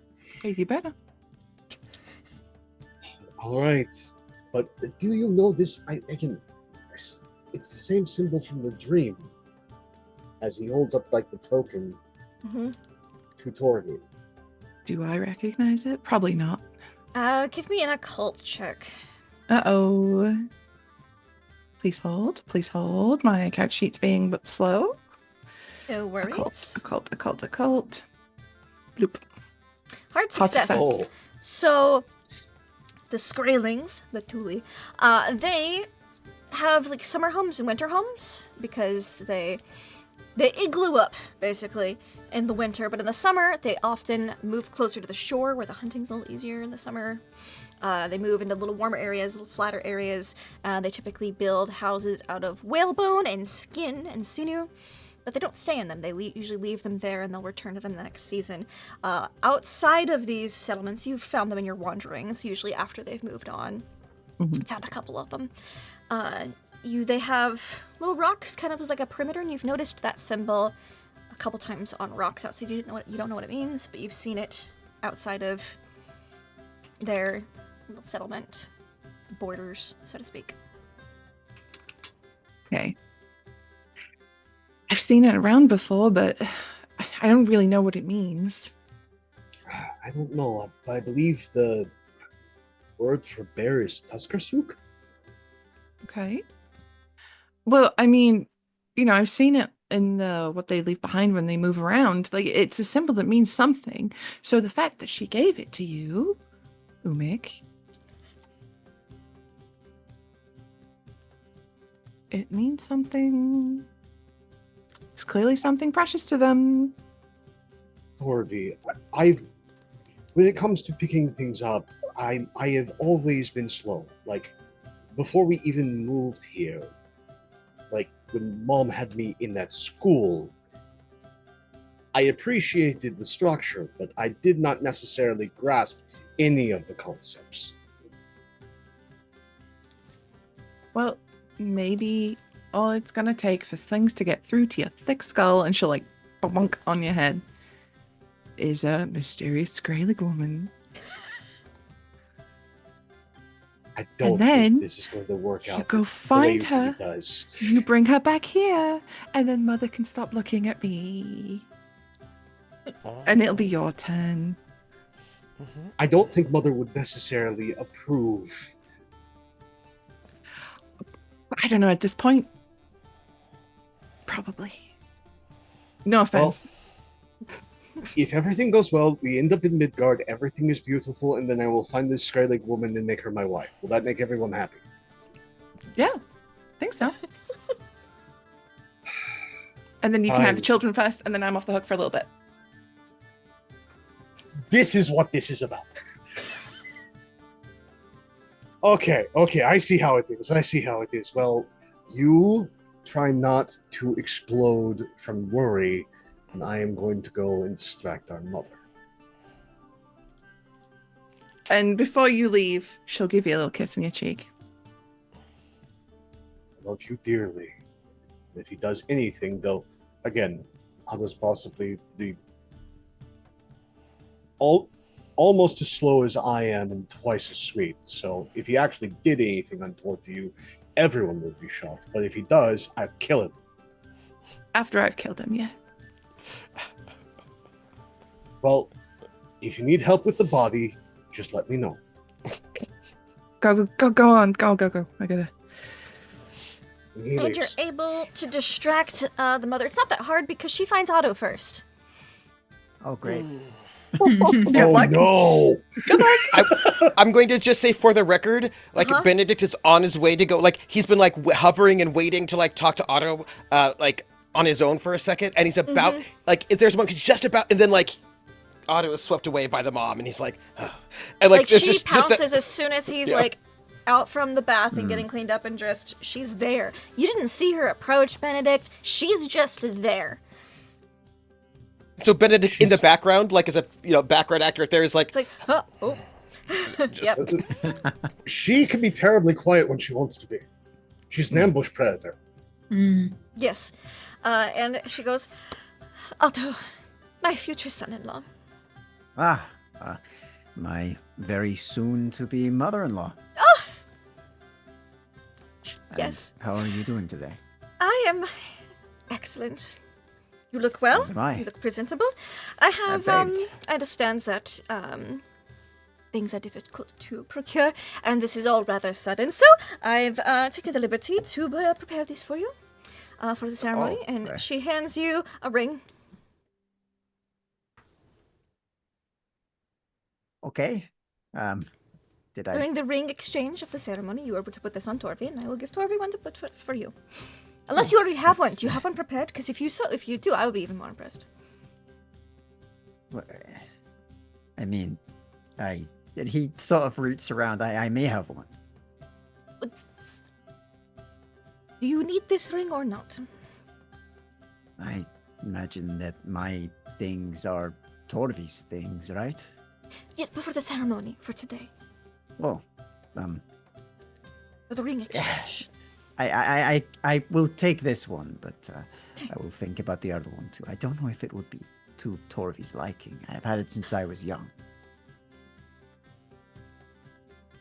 Yes. I mean, but who better to ask than you? You are her mother. You know her. I do very well. And the fact that you take her feelings into consideration pleases me greatly. That is good. I thought that was the basic thing to do, but It is, but you would be surprised at how many people, I would. well, maybe not. Men are often disappointing, so I'm pleased to see that you are not. Oh, I think that's good. I will try to keep not being disappointing for you. Excellent. More importantly, do not be disappointing to Torvi. No, of course. Good. Very well. Happy to have you in the family. And I will be happy to have one. Excellent. She just looks so pleased with herself. He's still sort of processing, and he's like, wait, before you go, is there anything else I'm supposed to bring to this? Well, I've got the rings prepared. I have a hand fasting course. cord ready. I've already given it to the Great. Völva. Basically, it'll be just a simple ceremony. You go up, you have your, the announcements, the vows, the hand fasting, and then, you kiss and go off. And celebrate. Of course. Feast. Right, I think I can do this. And then we have a house all prepared for you, for after the, there's a ritual tonight, I believe. Yes, so after that you can retire heard to about this, your yes. new family home. Okay, well, this sounds all very straightforward. Yes. Okay, I've tried to I'm do ready as for much this, as I I think. can to make it as simple for you both as and possible. it is appreciated. I thank you. I'm not. I'm sure it's not a surprise that I have no idea what I'm doing. Aside from that, I am to marry Torvi, and that is good enough You will. for me, That of is course. enough. She just gives you like a pat on the bicep. 'Cause she's also a smaller woman. That is enough. Thank you. Yes. You two will figure it out in time. I'm sure we will. I should probably have a walk Yes, around yes. and I will see Figure you out on the what boats this to head is. to the festivities. She of leaves course. to go get her husband. Yeah, but I think he'll sort of like, in his pocket where he usually keeps it, just like the cord that's tied under his shirt, he will sort of just run his hand over that ring. Mm-hmm. Maybe it is time. I think Benedict is still like awkwardly standing somewhere off And to the Benedict, side. while you're just awkwardly standing there, you feel a tug on your shirt from your younger brother Bjorn, who's also really tall, but not quite as tall as you yet, because he's 10. Hello, Bjorn. Is it true? What? Is it true that Torvi's marrying Otto? Yes. No! And he runs off. Bjorn, I think it's like he just says to himself, I know you're worried that Otto will leave too. You hear Torvi in the distance. And Otto, you hear the no as your future mother-in-law he'll walks away, and you look at Benedict's there with Bjorn running away. And he'll sort of walk over to Benedict very directly as Bjorn and the rest walk away and sort of pat him on the shoulder quite firmly. And you're looking good. Oh, thank you. I wore my best. I could tell. I wanted to give you something for your wedding. Oh, you didn't have to, but I'm not going to say no to a gift. And he sort of goes into his little pack, and he keeps his hand in there, and he like stops, and he takes his hand back out without anything, and he says, I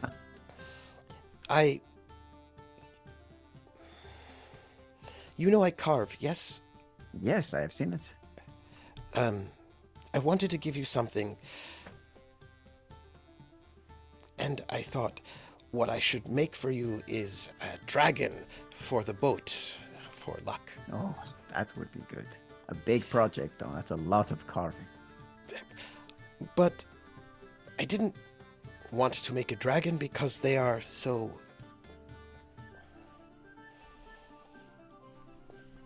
Violent. Yes. Of course.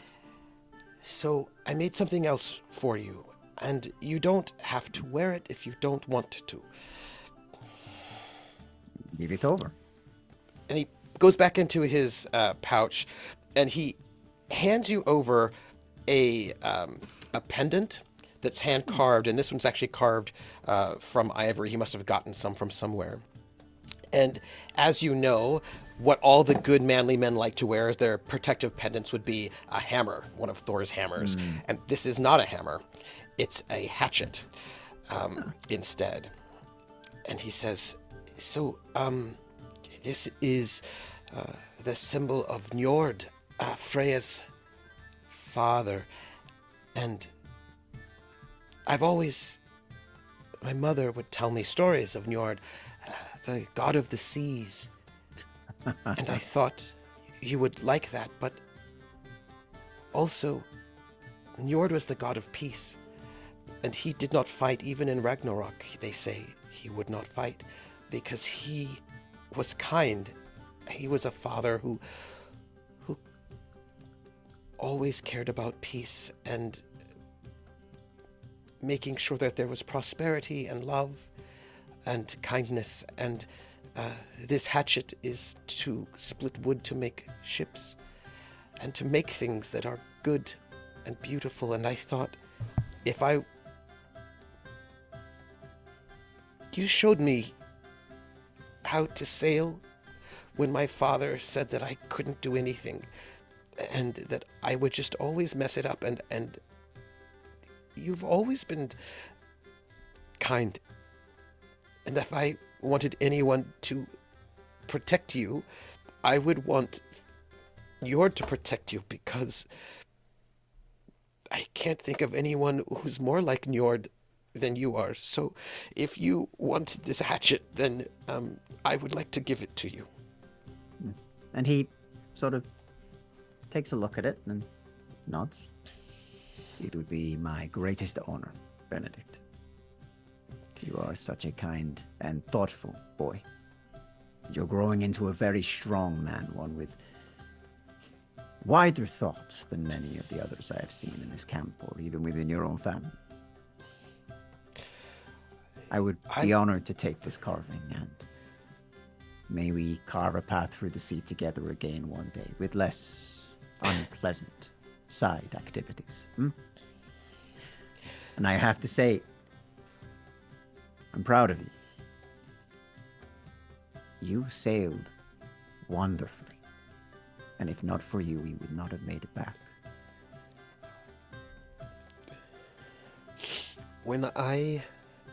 There was a time after my father said that on the boat, and I just couldn't do it right.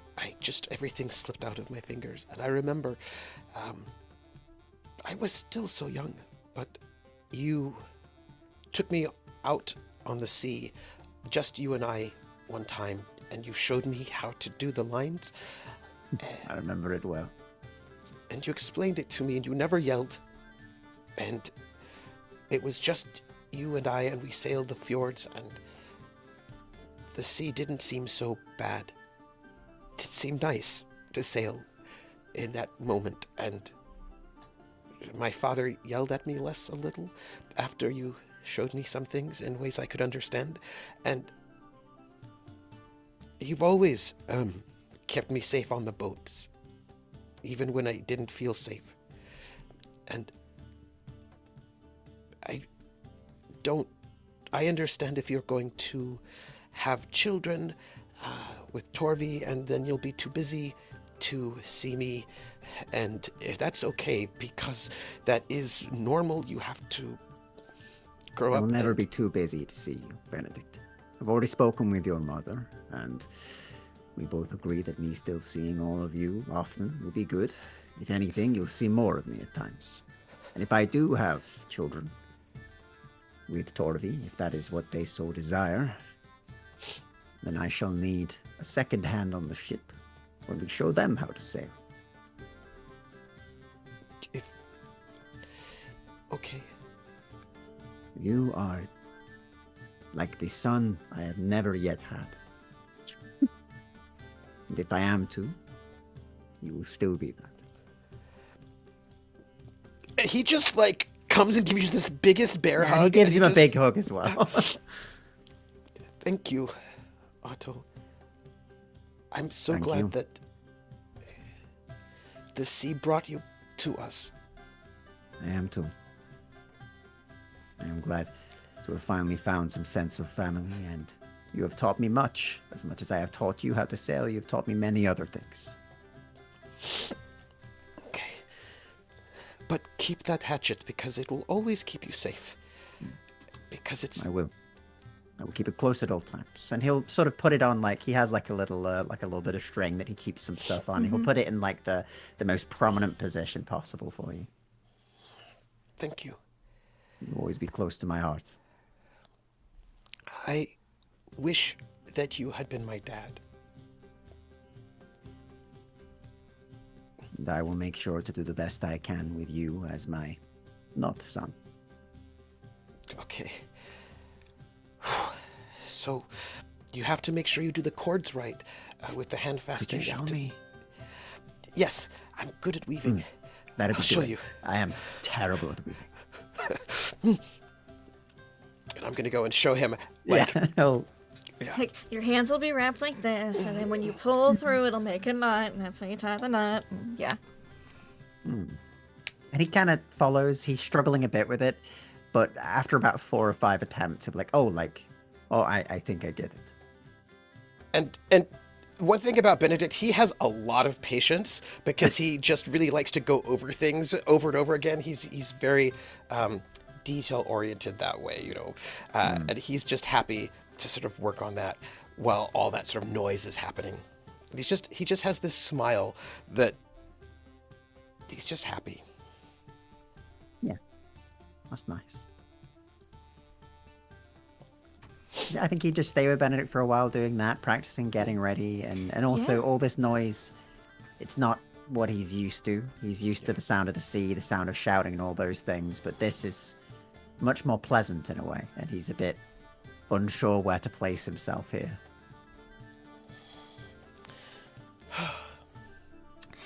And that's fine, because before you know it, you all sail to the central farms, and you see the maypole, and it's time for the wedding. Torvi, your mother does find you on the boat. You can't escape, because you gotta sail for a couple hours, and she goes, Torvi? She just puts something metal and cold in your hand. This is for the ceremony. Just gonna look at it. It's a ring. Okay. Looks like it'll fit Otto. It's for him, I suppose. I gave him one to give to you as well. Okay. Right?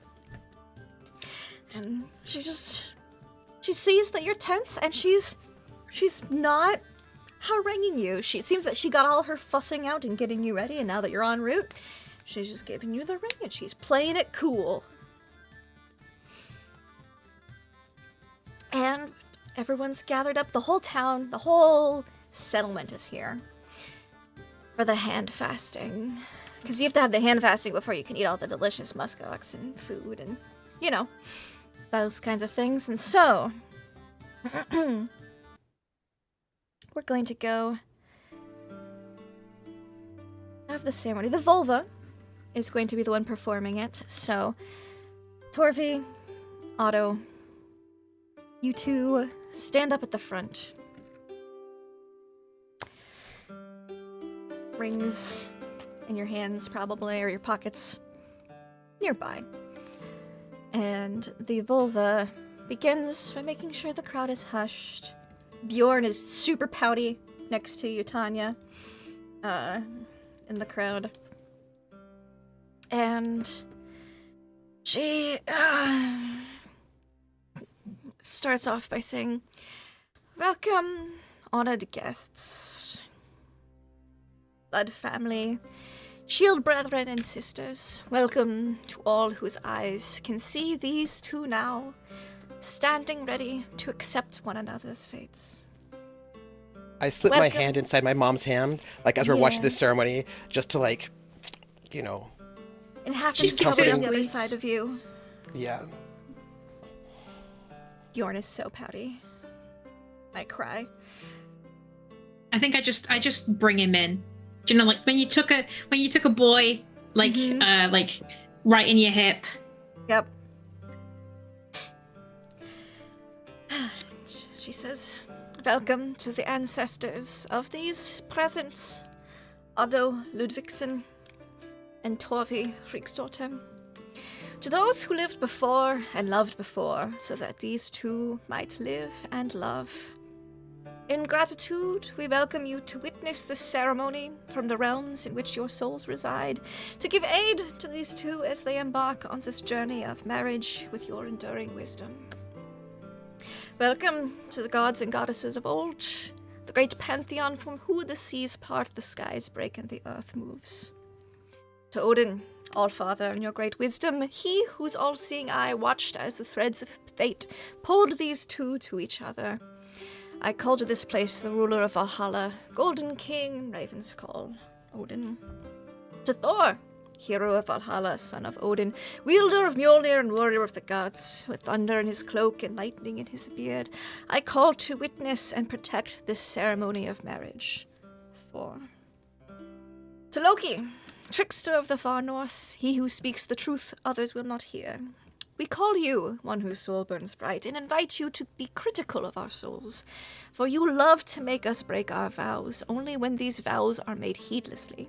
I call Loki to witness these vows, lest they ever be tempted to break them. To Freya, golden-haired goddess, giver of love and beauty, powerful seer and protector of women, unafraid, unabashed, and powerful, I call to Freya to bless this moment with deep love.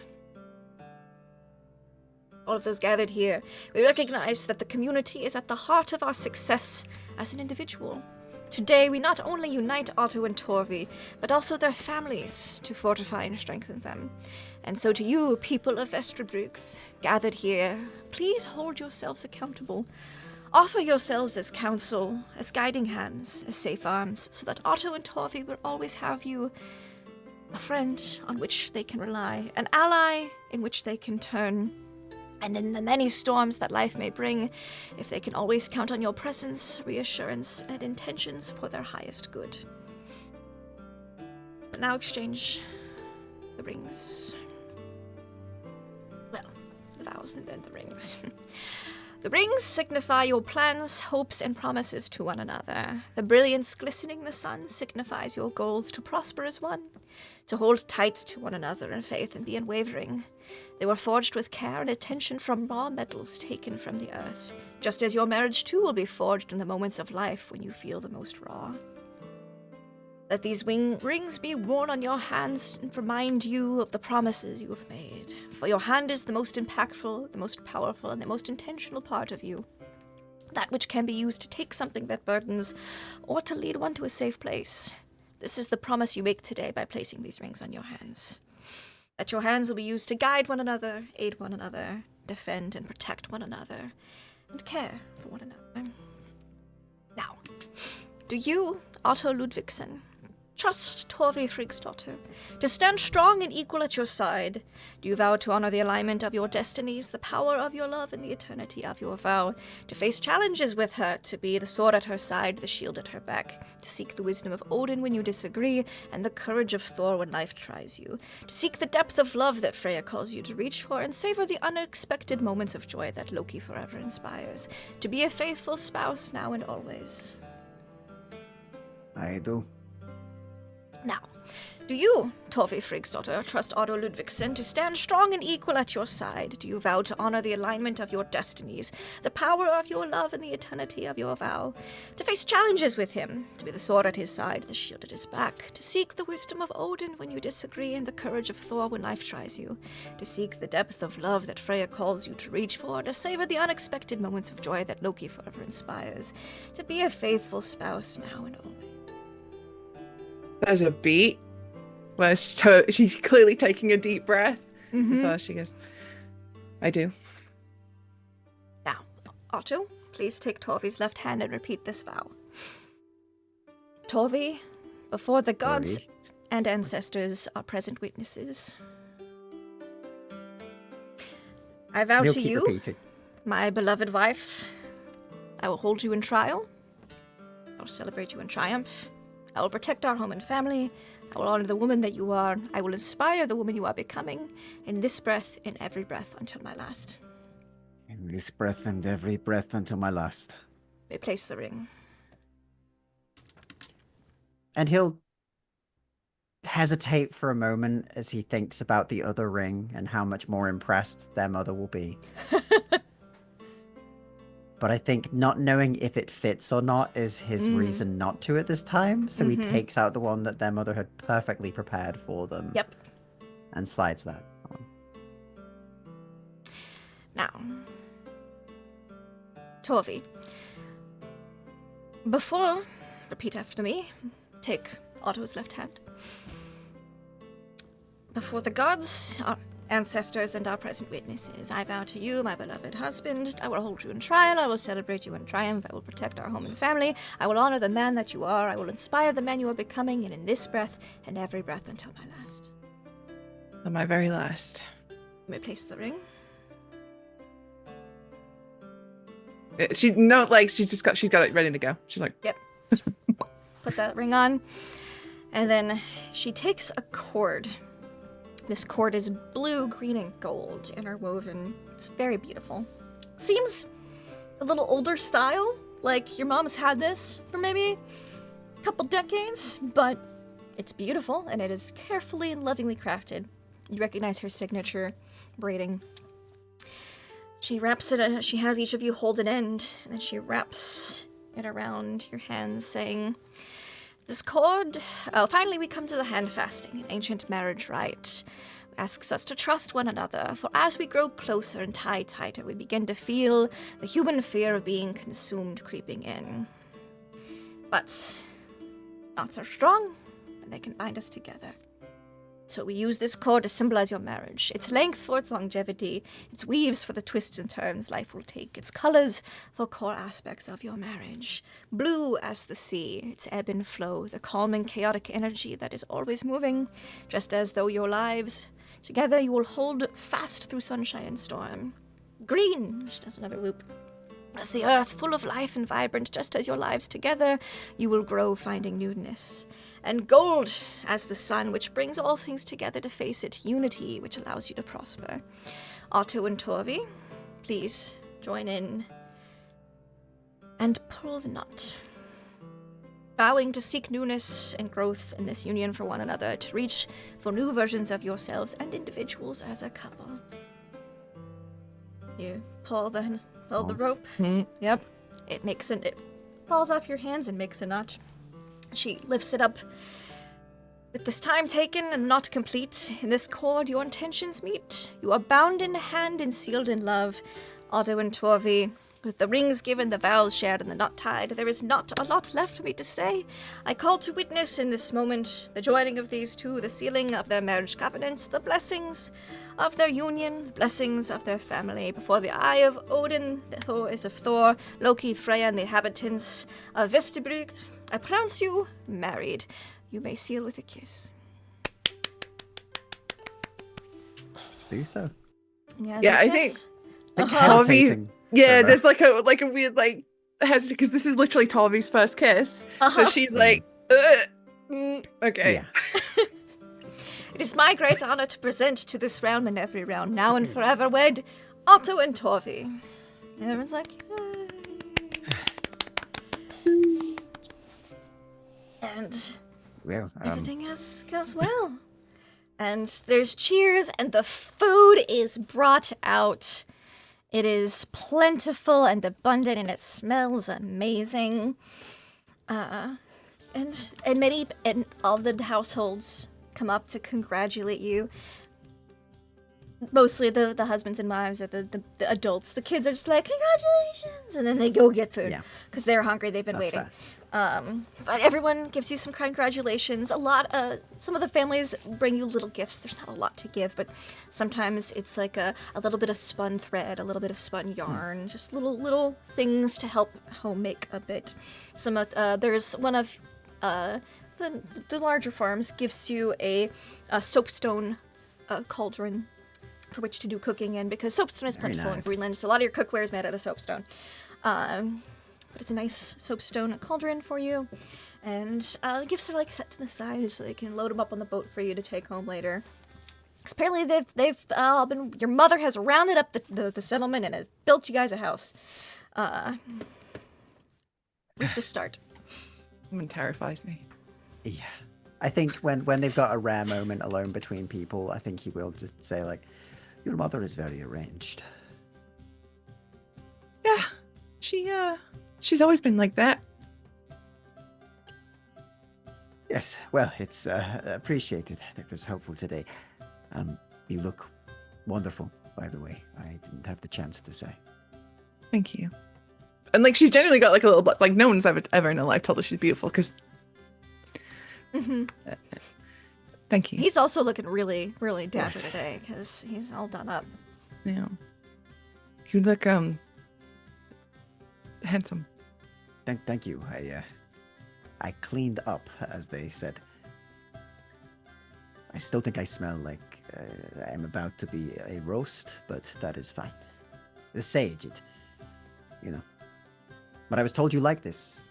It's not bad. No. Is it Tanya? Yeah, yes, it was Tanya. Yeah. She cared greatly for you to be treated properly, and that I was not a bad match for you today. Well, I'm not really good at any of this. But I think we'll probably figure it out. yeah, I think today's gone pretty all right so far. I think it's going great. I've only wanted to throw up 5 or 6, 12 times. Okay. Well, if you need a convenient excuse, I can find a way for us to leave. We can't leave yet. Still more to do. There's a lot of eyes on us. And this has been the best day of my life. I think mine too. Let's hope to beat it then.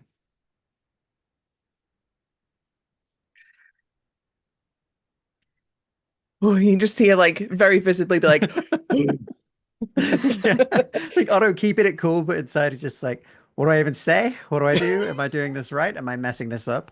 how do I talk to a spouse? How do I talk to a spouse? It's been a week. Yeah. How do I talk to a spouse? It's been a week. And you're getting all the congratulations. And at one point, Bjorn comes up to you, Torvi, and goes,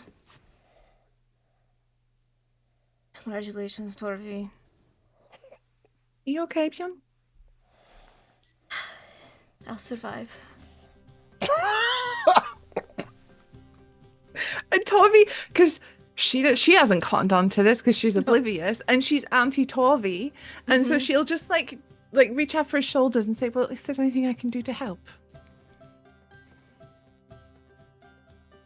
If you get widowed before 2 years from now, wait for me. Oh. That sounds smooth as hell. Dang. And she will like try and suppress. She just won't laugh at him. We don't Yes. embarrass him. But this is objectively fucking hilarious. It's objectively hilarious, yes.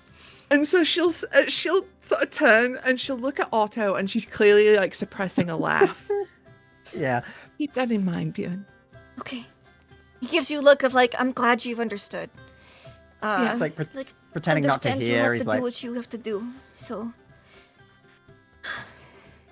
if the fates deem it so. We don't know what the Nons have decided for us, do we? So we'll just have to see. Yep. I'm good to get some roast. There's a lot of it, so help yourself. Okay. And he gives you okay. like a squeeze. It's not very strong because he's but he gives you a little squeeze and then goes off and eats a bunch of roast. Torvi just goes, Otto, you got competition. On the day of my wedding. He basically told me to kill you so I could marry him in 2 years. I respect that. He's very forward. He's confident. Yeah. And hey, if I hadn't literally pulled him from his mother, it might have worked. That does make things awkward. Yeah. Well, I am not planning on dying within 2 years, so I'm sure it will never have to be this awkward again. Hopefully. Hopefully. Would you like some food? I would love some food, please. Let's get some food. Let's get some food. And there is feasting and dancing and all sorts of fun festivities around the maple, all the classic midsummer traditions. And for once, everyone's bellies are very full because you guys did some good hunting. And there's also some roast goose available. And, it's just a good feast. Lots of, there's not any bread, but there's lots of delicious, well-seasoned meats. And drink. And it's just, and the Völva would approach Torvinato at some point, and she would go, I've been saving this for a special occasion, but this is your wedding gift. And she pulls out a little bottle of mead. Ooh. That's very generous of you, Völva. Are you sure? It's not every day my first apprentice gets wed. True. Thank you. Thank you for your gift, Völva. It's an honor to perform the service for you. I'm glad it was you. And she nods and goes off to get things ready for the ritual later. Is there any little scenes anyone wants together in the happy midsummer festivities, fun times? Benedict would want to try to hit Torvi if he could for like a brief moment. Of course. As would Tanya, but separately. Oh, they could. Sure. I mean, he would come with his mom. He doesn't care because he's kind of hanging out with his mom right now. But if he saw a moment to sort of chat with Torvi, he would want to approach. Okay. I know you're busy, but I did want to give you a present for your wedding. Oh, Benedict. It is not something that I can hand you with my hand. It is something that I can promise you for the future. You have taken me all around the settlement and outside to seas and caves, and you've shown me serpents, like little bugs, and all things, and you have never been frustrated by my questions, and you have told me many stories. So, what I would like to give to you as a gift is a promise that in that time that you have small children and you need time away, sometimes my mother does, I promise you I will tell them stories to have them go to sleep, as sometimes you have told me stories over and over, because I have remembered every story you've told me. Every one. They were always so wonderful, and they... Thank you. And so I promise that I will tell stories to your children so you have time to sleep and eat the way you told them to me. And you see there's just like a little like she's totally smiling, but there's like little happy tears at the corners of her eyes, and she like dabs them away. Oh, Benedict, that's so sweet of you. Thank you. And he just goes in for a hug. Like he's like, he has a hard time sort of like, sometimes he says things, but he has always hard time sort of always explaining all the things, and he just gives you this big hug. Oh, and you are very beautiful today. Thank you. And Tommy will like squeeze. So I feel like she's always done that to the kids, because they're like, you know, like kids get a giggle out of all that stuff. So she's always just giving you a little extra. And like, if she like lifts him off the ground like 2 inches, like he'll giggle a little bit like he did when he was younger, because like he's big and people don't do that anymore. But like Torvi did, and like that was always like great. And he smiles and he sees his mom, and he kind of like nods. He goes, and he kind of like gestures towards his mom, like he doesn't say it, but as if like, I know she wants to talk to you. And he kind of just nods and he smiles at both of you, and he heads out to give space. And as he passes his mom, he just like looks at his mom like he's never been happier in his life, you know? Just, it's just like a really wonderful moment. And he just smiles at her, maybe for the first time looking like he's growing up just a little bit, you know? Yeah. As he sort of... I think Tanya will see that and have a bit of a a very well hidden tear of her own, just kind of at the corner of her eye, that she just sort of fixes her hair and just swipes it. But we'll say to you, Benedict, I need to talk to you later. I need to talk to Torvi first. All right? Okay. I'll come find you. All right? I'll be with my sister. Yes. And she'll go to Torvi.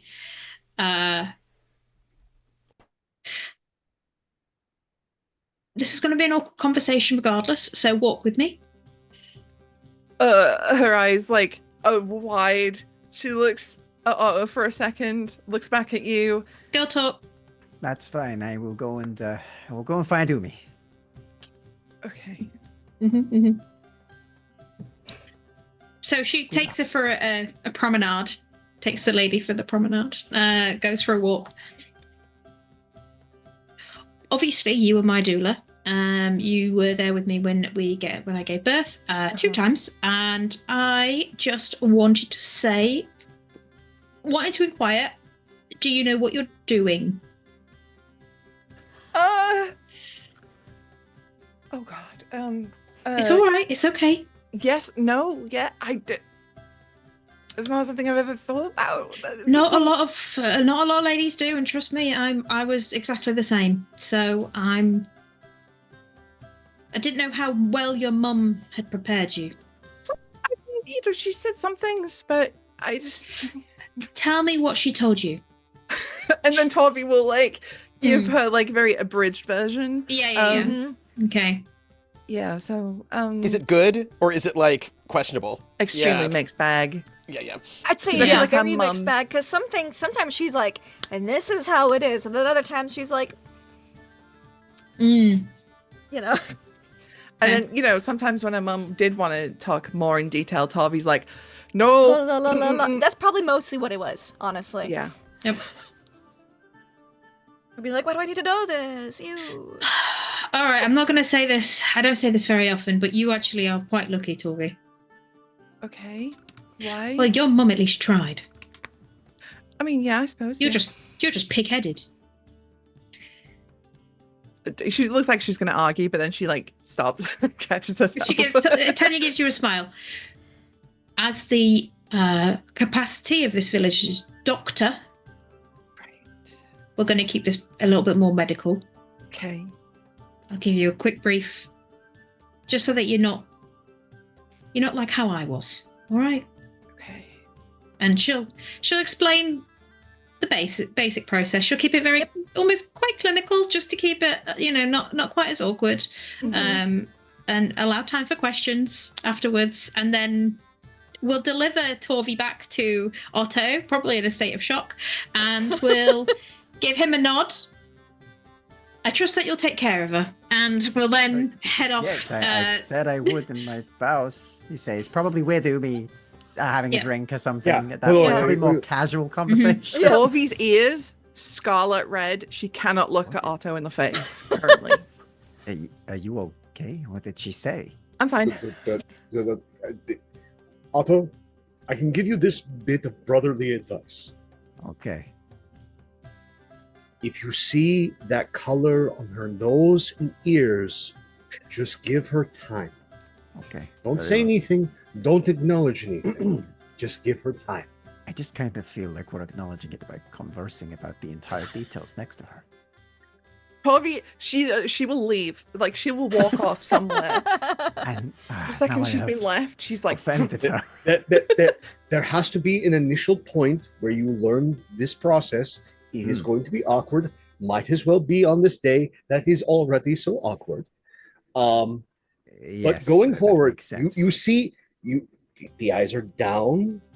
Okay. So are the eyebrows, and there is this, like she has this sort of more forward hunch thing. Right. Just leave her alone. Just So leave her alone. If she's staring at the floor with her eyebrows down and hunched, I leave. Just keep her within line of sight, but Okay. do not talk. Don't engage. Right. Okay. I understand. Yes. Like you will learn many things. If you have any questions, again, I have been around her entire life. I will give you as best advice as I can. Then maybe you can help me then. Okay. I need to show you something though in private. Okay. It's just something special I was going to give your sister, but I am unsure if it is appropriate.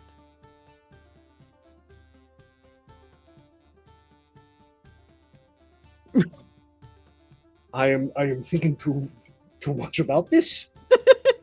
Let's just go and figure this out. Yeah, step aside. Yeah, I'll step aside, probably to somewhere that, like, he knows people can't see because he doesn't want to spoil the surprise. Yes, And he will go, easily done.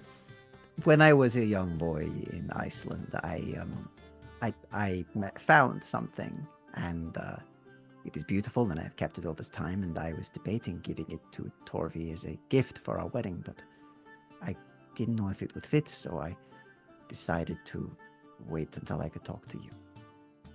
All right. Let's. And he takes it out. this. He kind of keeps his palm for a second. He's like, "This is one of my most treasured possessions when I was on the oceans." But I believe I can trust you. Umek. Yeah, have I seen this ring before? You sure have. That's so crazy. I'm gonna put a picture of it in our chat, Discord chat, so you can see. It takes a second, and then you're like, wait a minute. You've seen this ring. You've seen this ring in person many, many times. On former Bishop of Iceland, Bishop Arnie Helgason. Uh-huh. That's his bishop's ring. Otto? So as you can see, it is a beautiful piece. It has these Yes, gems. I'm familiar with the piece. Where did you get You it? are. Yes. When I was a boy, very young, I was traveling with a boat, and I found this on the floor. So I picked it up, and I kept it. I was sticky-fingered as a child, traveling from place to place. You pick things up when they are dropped. I've kept it since. It's beautiful. It is beautiful. It's also missing from a man who was murdered brutally. Well, I didn't pick it up off of a corpse. I think I remember that. There must be a mistake. Maybe it's a very similar. No, it's not a mistake. I was also from Iceland, and that is 22 years the ago. Bishop of Iceland's ring.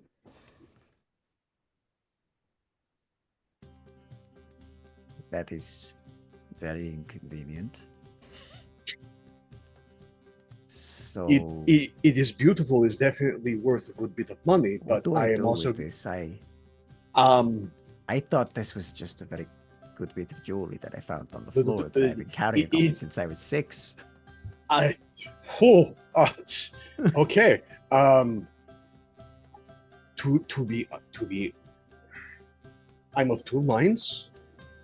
The first is, well, it's not like we're getting anything from anybody. So, I mean, you could gift it to my sister, but in case there's a new king, a new bishop, a new whatever, and all of a sudden people start showing up, that could very well land both you and my beloved sister in some very hot water.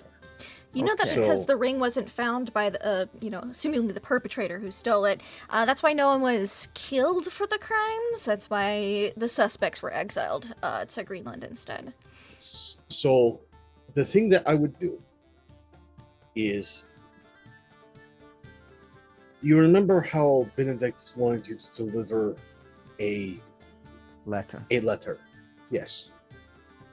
On the same trip, should you actually travel over to Iceland, Of course, his letter needs delivering. you're going to have to stop over at Iceland. You're going to stop at a very specific town. Okay. Going to go to the local church, and you are going to deliver this. You will not say where you got it from. You will not say how you found it.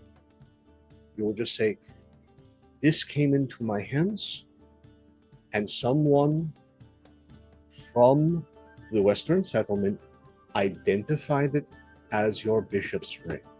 It belongs to you. Okay. I will take this on board. I will keep it secret. It has been 22 years. I'm sure it will be fine. And I shall take it back to the king, bishop, whoever needs it. It don't wish to cause any problems for you nor Torvi, but I must ask, how do you know about this? And I've so many times. Again, I lived in that bishop's town. I went to school. I was familiar with Bishop Arnie. He was a decent man. A bit long-winded, but a decent man. And he and a number of his fellows died terribly. It was very violent, and they did not find the ring. They did not find the perpetrator, and that is how my family ended up in Greenland. You came here because your family murdered this guy? Well, my father was accused. Did he do He and the bishop were not on friendly terms. Let's just say that my father is was a more brusque and less educated fellow than myself. His linguistic skills were gifted in all the words you're not supposed to say. And he did not have a high opinion of the bishop, and what the priests were giving me high ideas. And taking my thoughts away from a proper life. And he did not want that for me, or heaven forbid, his daughter. I see. Should I instead just, I don't know, lose it at sea? No. That sort of thing, again, there's a great number of that is an item that in its own way is both a blessing and a curse. It is a blessing that you came to me before putting it on my sister's hand. And I thank you for that blessing.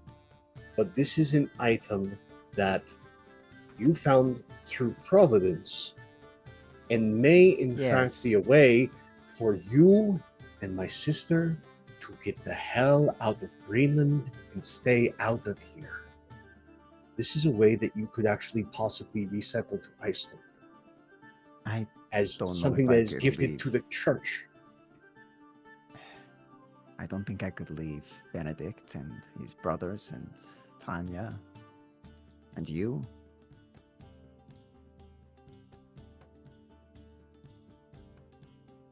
I am not a religious man. I never have been. I find all these things as really nice, comforting stories. I know how bad things are getting. The fact that I have just seen the first scaling of the entire season in when I was hunting that ox tells me that the winters are going to get worse. If you're going to do right by Torvi, right by yourself, and heaven knows, as much as I do not want to take Benedict away from Tanya and his family, that boy would be better off in the church as a scribe, as somebody who reads books and writes things down, than ever being here. And this is a gift that you could use to better your life and the lives of those you care about. I think he'll sort of look at the ring a bit more for a moment and then put it back into the pouch, retie it, put it back on, and nod. And I will get this to the king or whoever it is that is in charge, and we shall look after these people I care for. If the winter is to get worse, if we are to starve, if we are to die, then we shall sail, and we shall have a better life. This is a means to... Because the church would see this as a miracle. It And being delivered after all this time. And again, you were 6.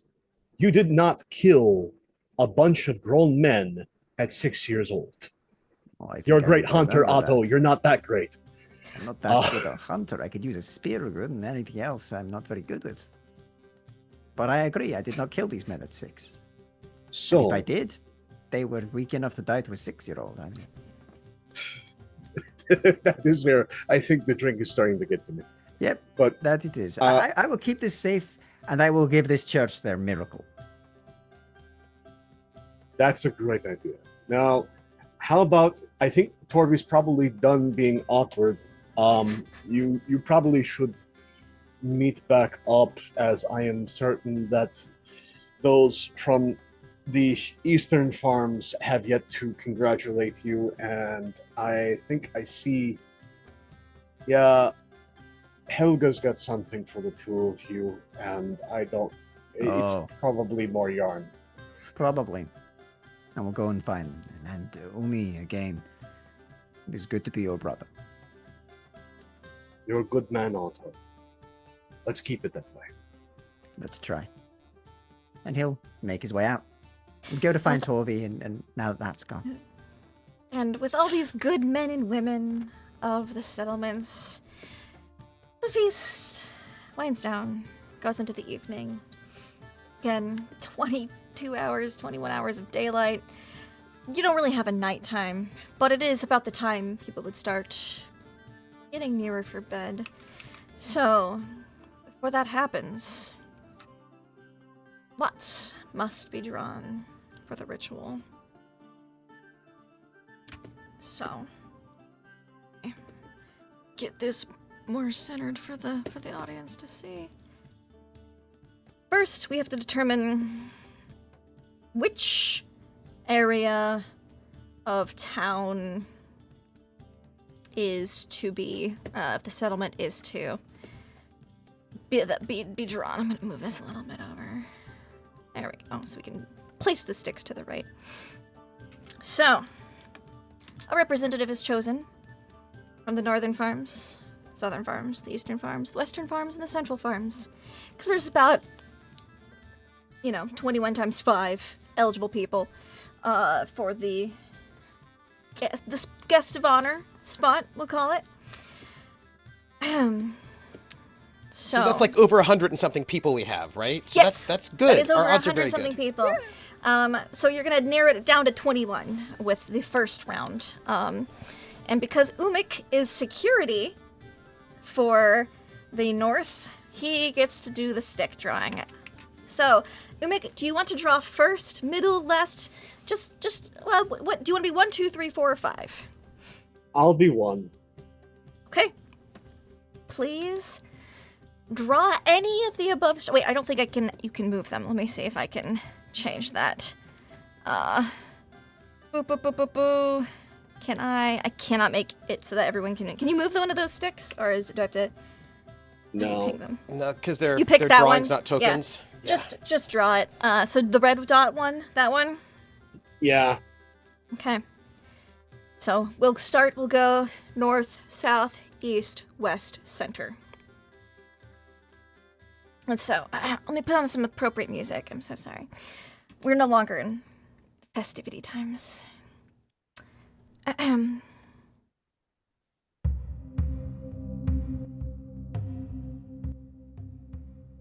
we go. Sumik, this is your straw. That doesn't look very long. Nope. Next is the eastern Our southern. Oh, Eastern. oh no. Western. And central. Oh, It had to be this way. It had to do it. It had to. We've been prepping for Heartbreak for 4 sessions, 5 sessions. That's like 14 hours. Yes. By prepping, she means making it worse. Yes. So, I will just note that there are 21 runes, and they're only, they're basically 5 corporeal players. I think our odds are pretty good. yes, 5 corporeal players. So I will Famous move last you words. to the northern farms page. Let me adjust that so that the audience can see it. These are all the people in your group, the Northern Farms group. Beautiful. So, if if you're okay running a few minutes over tonight, everyone, we'll do the lots drawing to end the session. Sure. that's good. Okay. So,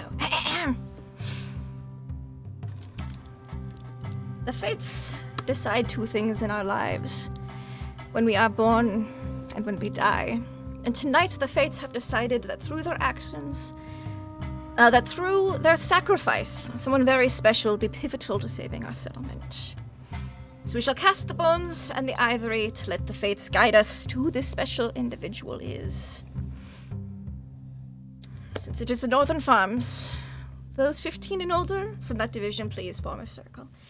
Will do. Grouped up by households. I've colored the households for you so you can see families. We've got Jorun and her 3 sons, Thorvaldur, Torsten, and Torfinn. You've got Otto and Torvi. You've got Engar and Oscar, the brothers. You've got Nicholas with his wife Edna and their son Jarl. You've got Solvar, he's just a dude living on his own. You've got Tanya and Benedict, eligible from that farmstead. You've got Ragni, who's also just a dude. You've got Ingvar, Frigg, and Umik. Your family. And then you've got Magnus, single dad, raising Connell and Kristen, his teenagers. So you've got a single mom, single dad, couple individual dudes, and some brothers, and like a little family of 3. So, A lot of widows in this town. yeah, well, that's how life is. Widows, Okay. widowers.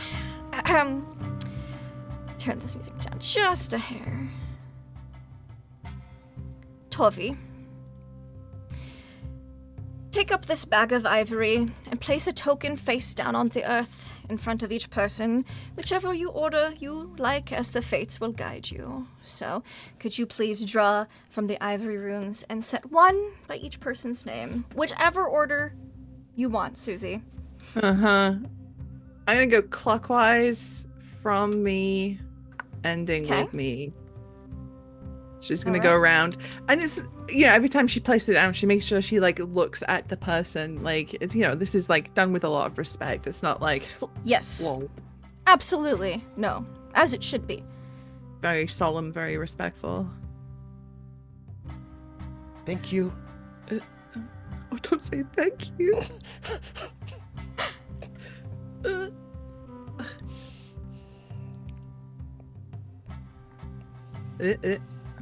Oh, I can't draw anymore. There should be more. Hold on, let me. You probably didn't shuffle. I probably didn't shuffle. There we go. Now there should be the last that are left from when we did the drawings earlier. There you go. Okay.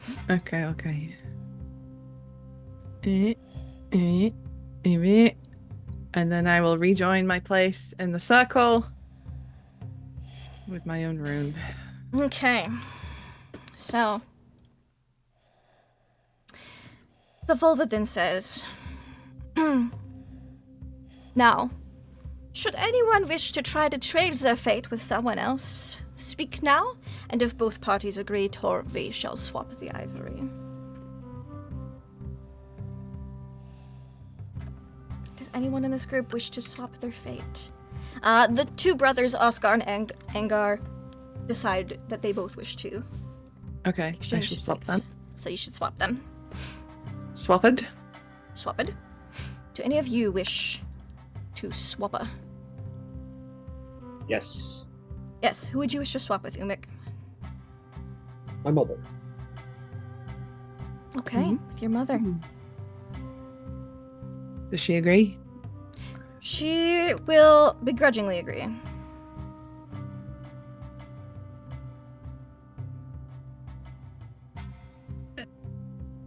In reference to their previous conversation, Tanya would like to swap with Torvi.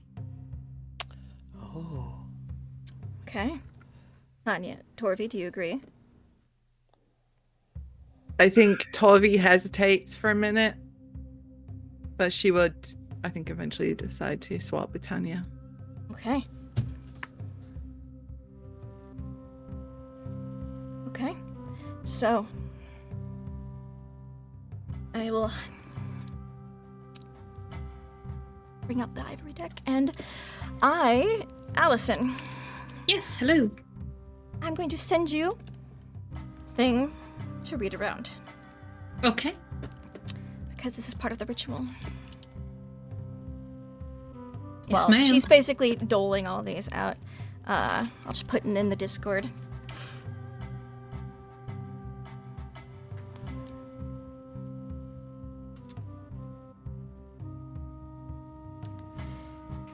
Tanya? Do you want me to announce this? Please do. Okay. So, It's part of Haftis the is choosing.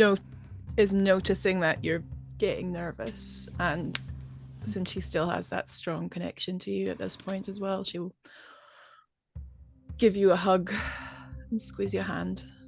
The hand that is Yeah. kind of awkwardly fumbling the little pouch with the bone runes, and she'll give a little kiss on the hand that you will use to draw the Yeah. bone runes with.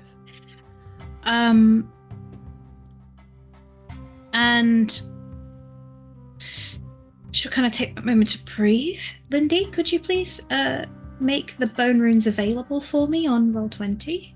Yes, hold on. I'm having an issue with it, the drawing of it, so I'm gonna Yes. just read it aloud and I'll Make fix sure you it. shuffle. Yes, that's what I was. That's thinking. probably what it is. It's probably the shuffling. It's always shuffling. It's always the shuffling. shuffling. It's always the shuffle. So Tanya will step forward after that. 21 people, 21 runes. The fates are neither kind nor cruel. They just simply are. They give us our beginnings and they give us our ends. And everything between is up to us. Because we decide how we live. Whether we live bravely, and she looks towards Otto, or with cowardice, and she looks to no one in particular, or with love or hate in our hearts, with wisdom, she looks towards Torvi and the Völva who is nearby, or ignorance. The choice is ours. So, I hope whoever's fated time has come, that they have lived well, and if they have not, then let this be a redemption for you. For today you have all brought us into a new era. An era the likes of which none of us have ever witnessed before. The gods have blessed us with this knowledge, and thus it shall come to pass. Next, I shall draw upon the bag of the bone. I shall reach into the bag, guided by the fates themselves, draw a token and place it face up in the center of the circle.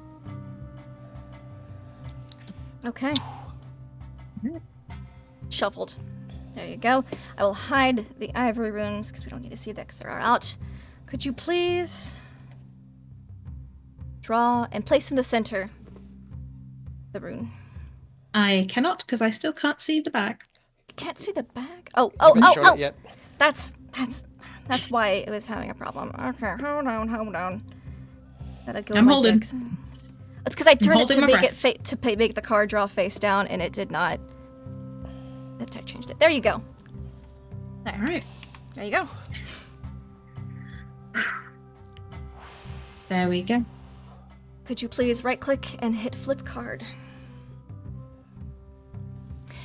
Okay. Now,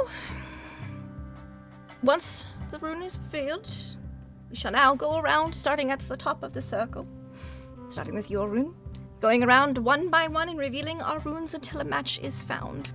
Whoever rune in the center matches the one chosen by the fates will be taken to the sacred loom. And so, your rune, I will flip her card. It's not your rune. Her sons look relieved. Thorvalder's gonna go. But Thorvalder. Torsten. Otto, could you right-click on your rune and click flip? Can.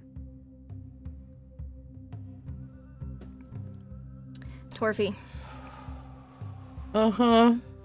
could you please flip your rune? Oh, okay. thank you, Anger. Thor. Is going to flip card. It's not him. Oscar looks resolute and will flip over his token. Next, just Nicholas. He squeezes his wife's hand. So then Edna flips her rune over. Not her. Their son Y'all. Seeing more runes come up and it's not matching. Look a little more nervous. A flip. It's not him. Solvar, being a single dude with very few fucks to give, just flips his over. He's just like, it's me. And it's not him. Tanya, you swapped with Torvi. Could you please see what Torvi's intended fate was to be? Not Tanya. Benedict. Benedict is a little bit uncertain why people are weirdly nervous, because my understanding is that this is like the person who gets to be the special good person for the for the thing. Mm-hmm. Yeah. So he reaches down to the tile on the earth and he flips it over. And we have a match. And he looks up like Yeah. he looks up like this is like, he looks to his mother like, oh, this is a good thing, right? Like, because he doesn't His quite know. mother looks horrified. What's wrong? And will And immediately as he snatch the flips rune that out over- and go, no.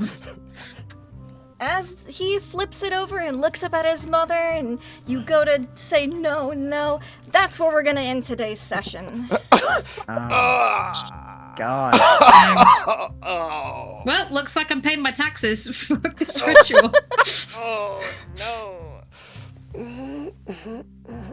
Dang, the odds. The odds of us being drawn and then you, Benedict. That's crazy. Go to Iceland. Oh my god. No, you gotta save the town. So, let's all go around. Let's say, God dang. who we are, where we can find you, and your highlights from today's game. Let's start with our guest of honor for the next session, Benedict. Benedict Hey! Fiskerson, how was tonight for you? Hi. I'm Trooper SJP, and I have been playing Benedict Fiskerson. Today was such a good day. We had a beautiful ceremony. We bonded. We got to say those things that are important to each other. It was like everybody was. All of my fellow players are so good, so positive, and so that was really great. And of course, by the way, you can find me at Trooper SJP and all the places. I think the best part about this is that with all of the sharing and talking and like being like, upfront and open with each other, there's just one little thing that nobody has shared with Benedict, which is that maybe being the most special person is not great. He still thinks that being the most special person is probably great. So, so he's excited about whatever this most special person thing entails, but he did hear the loom, and is a really good weaver. I took the skill and everything, so Yeah. he's assuming that this is actually probably, the fates are probably correct, because he's a really good weaver, so whatever it is they need him to weave, he can probably do a very good job, so I'm sure he's very excited. I am a player, suspect that it's not weaving that he needs to do. But you know what? Things that will I be think is woven. cool. I just want to give thanks to everybody. I want to give thanks for dadly conversations, but then also dadly awkwardness. I want to thank for the killing a musk ox flirtation without the ability to sort of speak to each other. I want to thank my sister for just the kiss on the hand to the mom when the mom was willing to do that. I want to thank for the amazing way my mom is this really no nonsense mom who keeps all those boys in line. You can tell the mom, everybody in line, but also is so sweet, and is so loving in this way. Just, it was at the little moment where she was she took Bjorn just right into her hip, right? I was oh, I just see that moment. And I just want to thank also my auntie Torvi for the faces that say this would be totally fine, whatever is going to happen. That face right there that says that face that says oh, it'll be great. That one right there. Yeah. Yeah. I want to thank all of you, and I just want to thank Lindy, of course, for you know what you did. That's all. I do. Someone whose fate is bound, entwined, really, to the other half to Trooper's whole. Haftis, how are you doing? I'm doing great, because I too am absolutely excited for this. Haftis might even know what's going to happen, but Yeah. it means we'll be together again, just like we said. Forever. So I don't yay! see the problem. Nice. As for Lydia, for me, you can find me sometimes online, mainly on Hermit on Tour on Instagram, because I'm a tour guide in Scotland and I'm away a lot, and go take pretty pictures of the Scottish landscape. Not so much online these days, but I am greatly enjoying this brief stint, apparently briefer than I thought, here. And while on a kind of reasonable academic and yes, that was very well done level, I really enjoy again the communication, mainly between Pope and Lindy, between Umik and Mainwit. I think it was very awkward, realistic, very sweet, but also, the things were happening. I think my actually favorite moment was just Susie's little oh. When Torby finally clicked about that the boy had a crush on her. That was I love that one. Yeah. Right. You know who I also love? The best mom of this group, Tanya. Heartbroken, devastated, horrified. How could you do this to me in this Call of Cthulhu game, Lindy? I'm gonna do what to you? I'm gonna kill 2 of my children! No! Oh my god! Okay. You gotta save the settlement. Oh man, but I had to give a whole spiel about fate, and now I'm look like a real hypocrite. Give a whole spiel about fate. The whole spiel. And The thing was, as well, I was should I swap with my kids? No, because then if they actually got it, I would feel so bad. Let's swap with Torvi, because we had that conversation. But genuinely, I was going to swap with Benedict, and I'm so annoyed I didn't. Yeah, gosh. I'm thrown for a loop.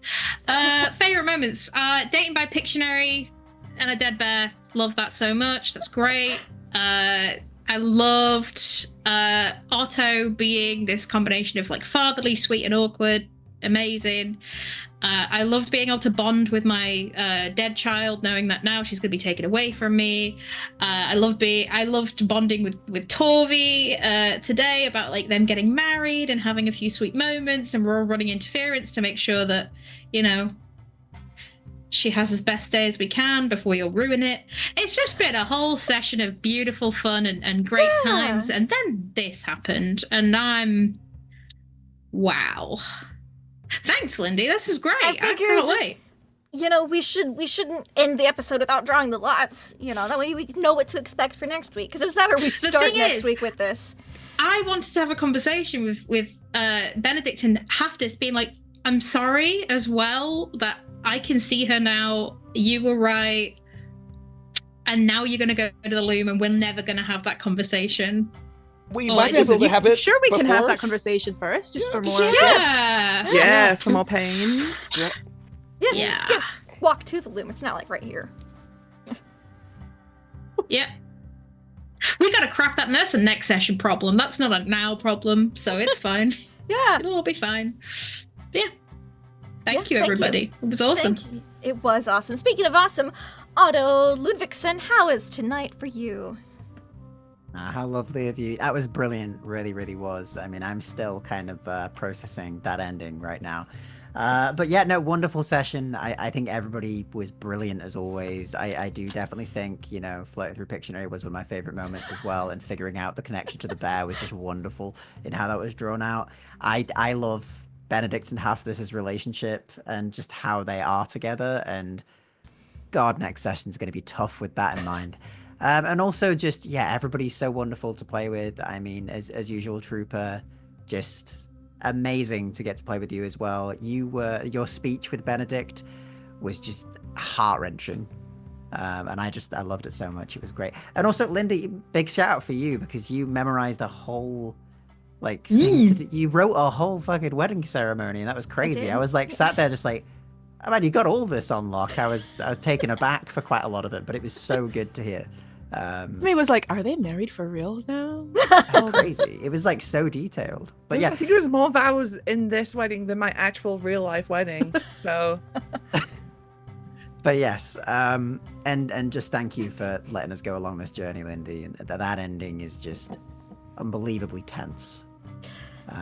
But yeah, as for where you can find me, not really many places at all right now, but you can find me as the voice of the Templin Institute on YouTube, and aside from that, here in 2 weeks' time, figuring this out. Yeah, it'll be great. We're gonna open the Bifrost next time. Woo! Won't that be great? Whoa. Yeah. Someone's getting opened. Yeah, maybe. So speaking of someone who knows exactly what's going to happen, Torvi, how was that for you? Oh boy, great session. Like someone said in chat, we were brought into this group specifically because we know how to like get that knife and just like shove it in our own sides and twist it, jiggle it a little bit, so it hurts even more. Yeah, dang. You can catch me all over the internet as Susanna Grace. I'll do this bit because I always forget this bit.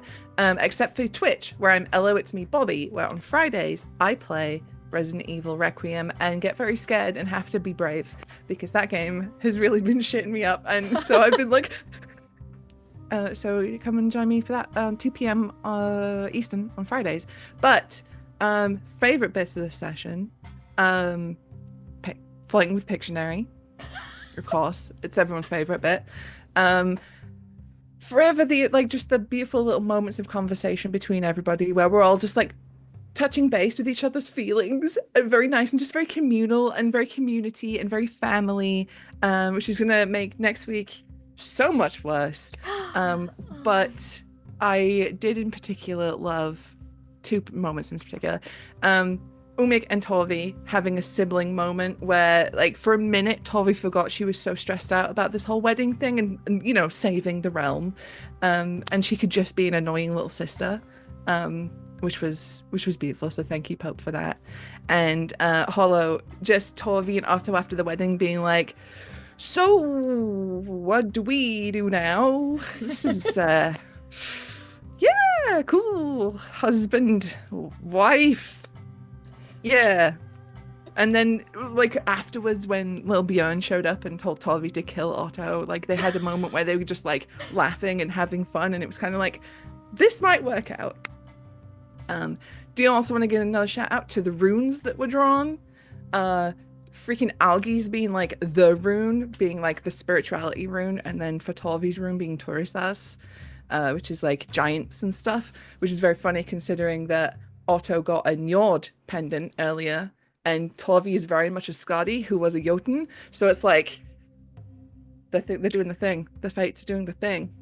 So yeah, anyway. The fates be fatin'. Fates be fatin'. It's ironic as well, because technically I drew it and then swapped with you to give you the giant. Yeah. Yeah. And isn't that like protection and safety, and Yeah. self-defense? So like that, so that's all going to be fine next week. The next I time we don't come feel back. so safe right now, guys. Well, it's not. It's not protection for Benedict. It's for the realm. For us. Oh, I see. Okay, well, Someone who's safe and protected because the rune got drawn before they came up. Umik. Will you flip your token though? Will you flip your rune? Can we see what you had? Yeah. We can flip everybody else's. Sure. This is when they're all the same symbol from that point.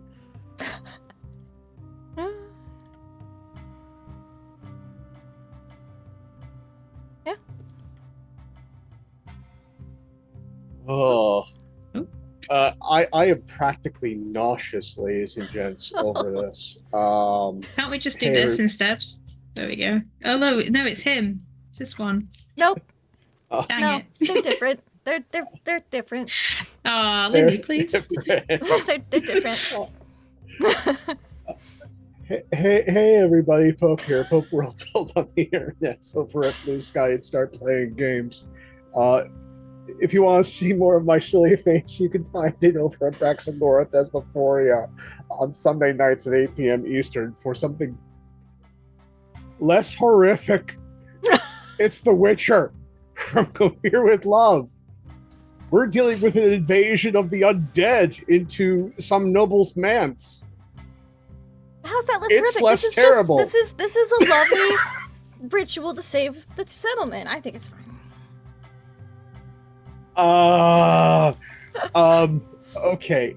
So, love. I'm just gonna come out and say it. Damn you, trooper! Damn you to hell! What did No I one. do? Don't talk to No. my brother that way. No one on this earth, or maybe any, tempts fate like you do, sir. No one. That entire little exchange with Torvi, like you have been like such a good caregiver, and like the promise that I'm making to you is, should you have children, I will be there to tell them the stories that you told me.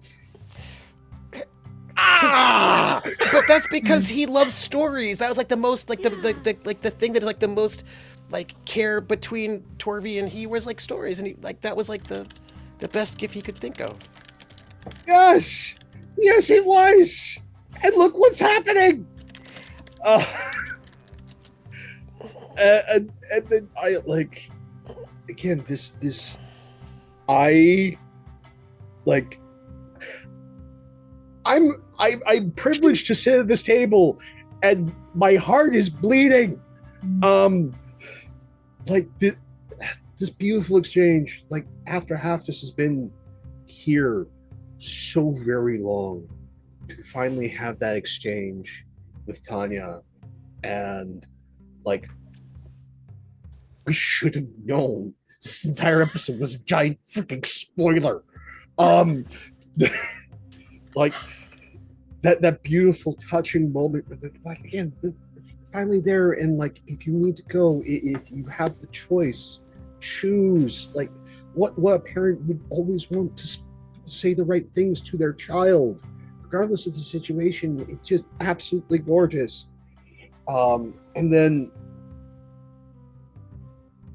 Hollow being just like positive masculinity, like the poster. Just like there, and we're seeing all with all these characters, but Otto especially, like there's this mystery to this man, and he is this amazing sailor. He is a quality hunter. He is the Viking ideal.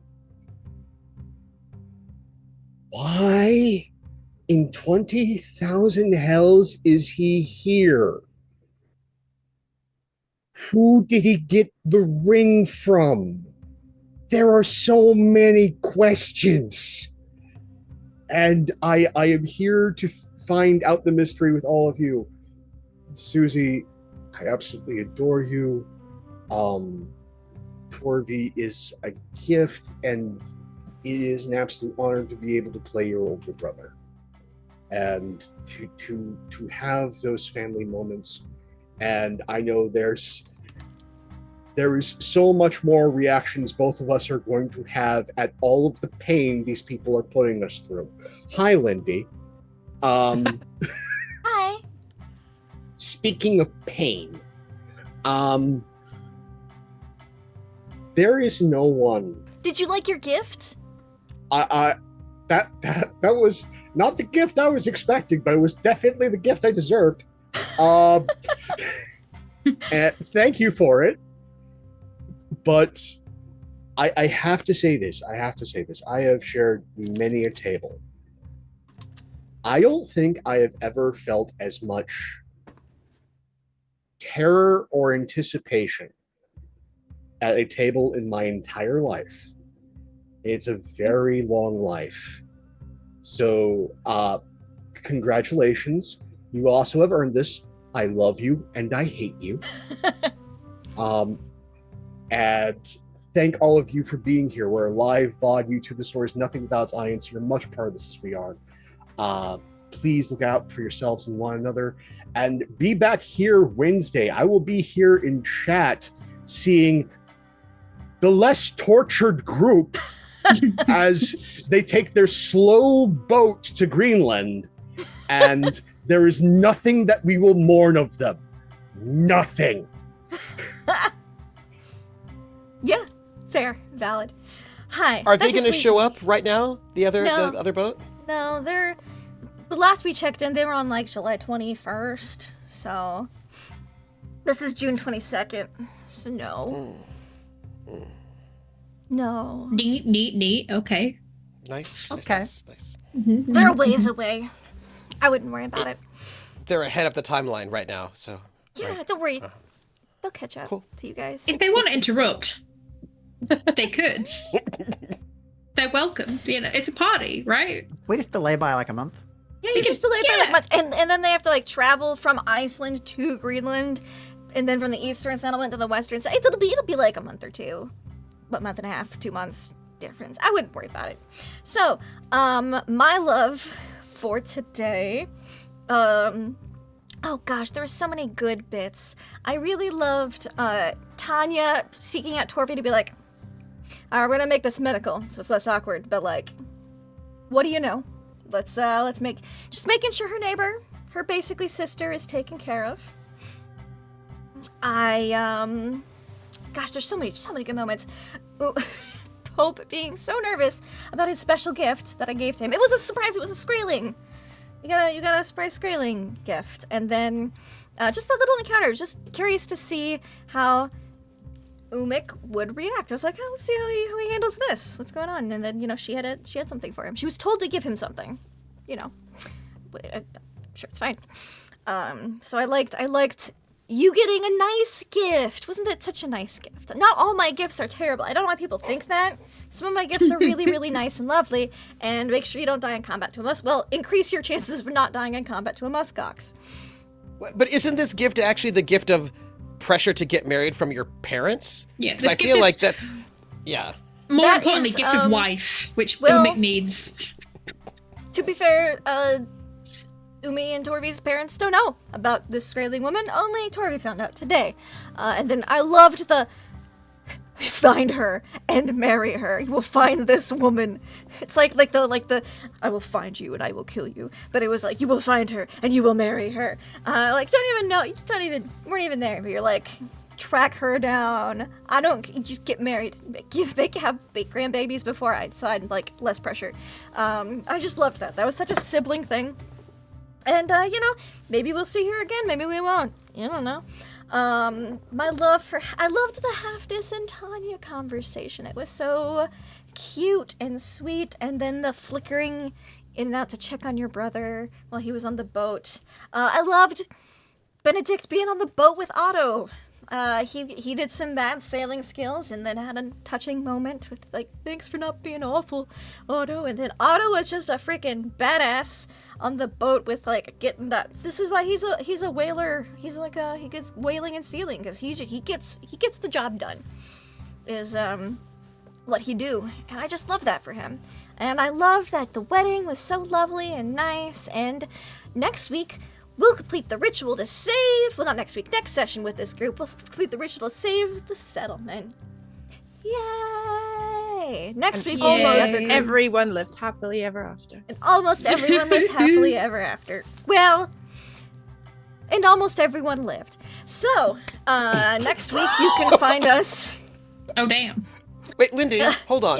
Yeah. Lindy, wait, time out. Yes. This entire time, you've been very, very encouraging and sweet, you know, like, and now you're just saying things that just sound a little bit different than that. Look, the Völva 100% believes that this ritual is gonna save the town. I believe that she believes that, but I also believe that you calling Trooper, oh, it'll be nice to have another guest at session next time, makes me so mad. I don't think I didn't pick up on that, Missy, okay? As if you could say that. We might get out of this, okay?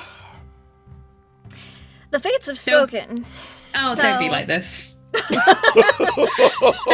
fates decide you said it yourself, the fates decide when you're born and when you die. And everything in between is up to you.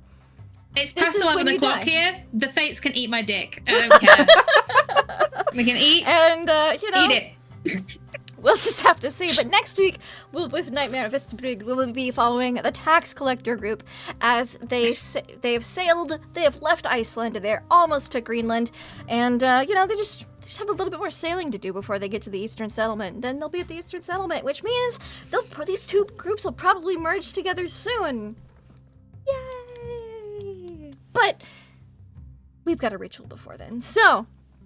Thank you all so much for watching. You could find us here, this group week after next, but the other group next week for this campaign, and fairly soon, probably next month, the two groups will be joined into one. Oh, won't that be swell? So, until next time, y'all, have fun and play games.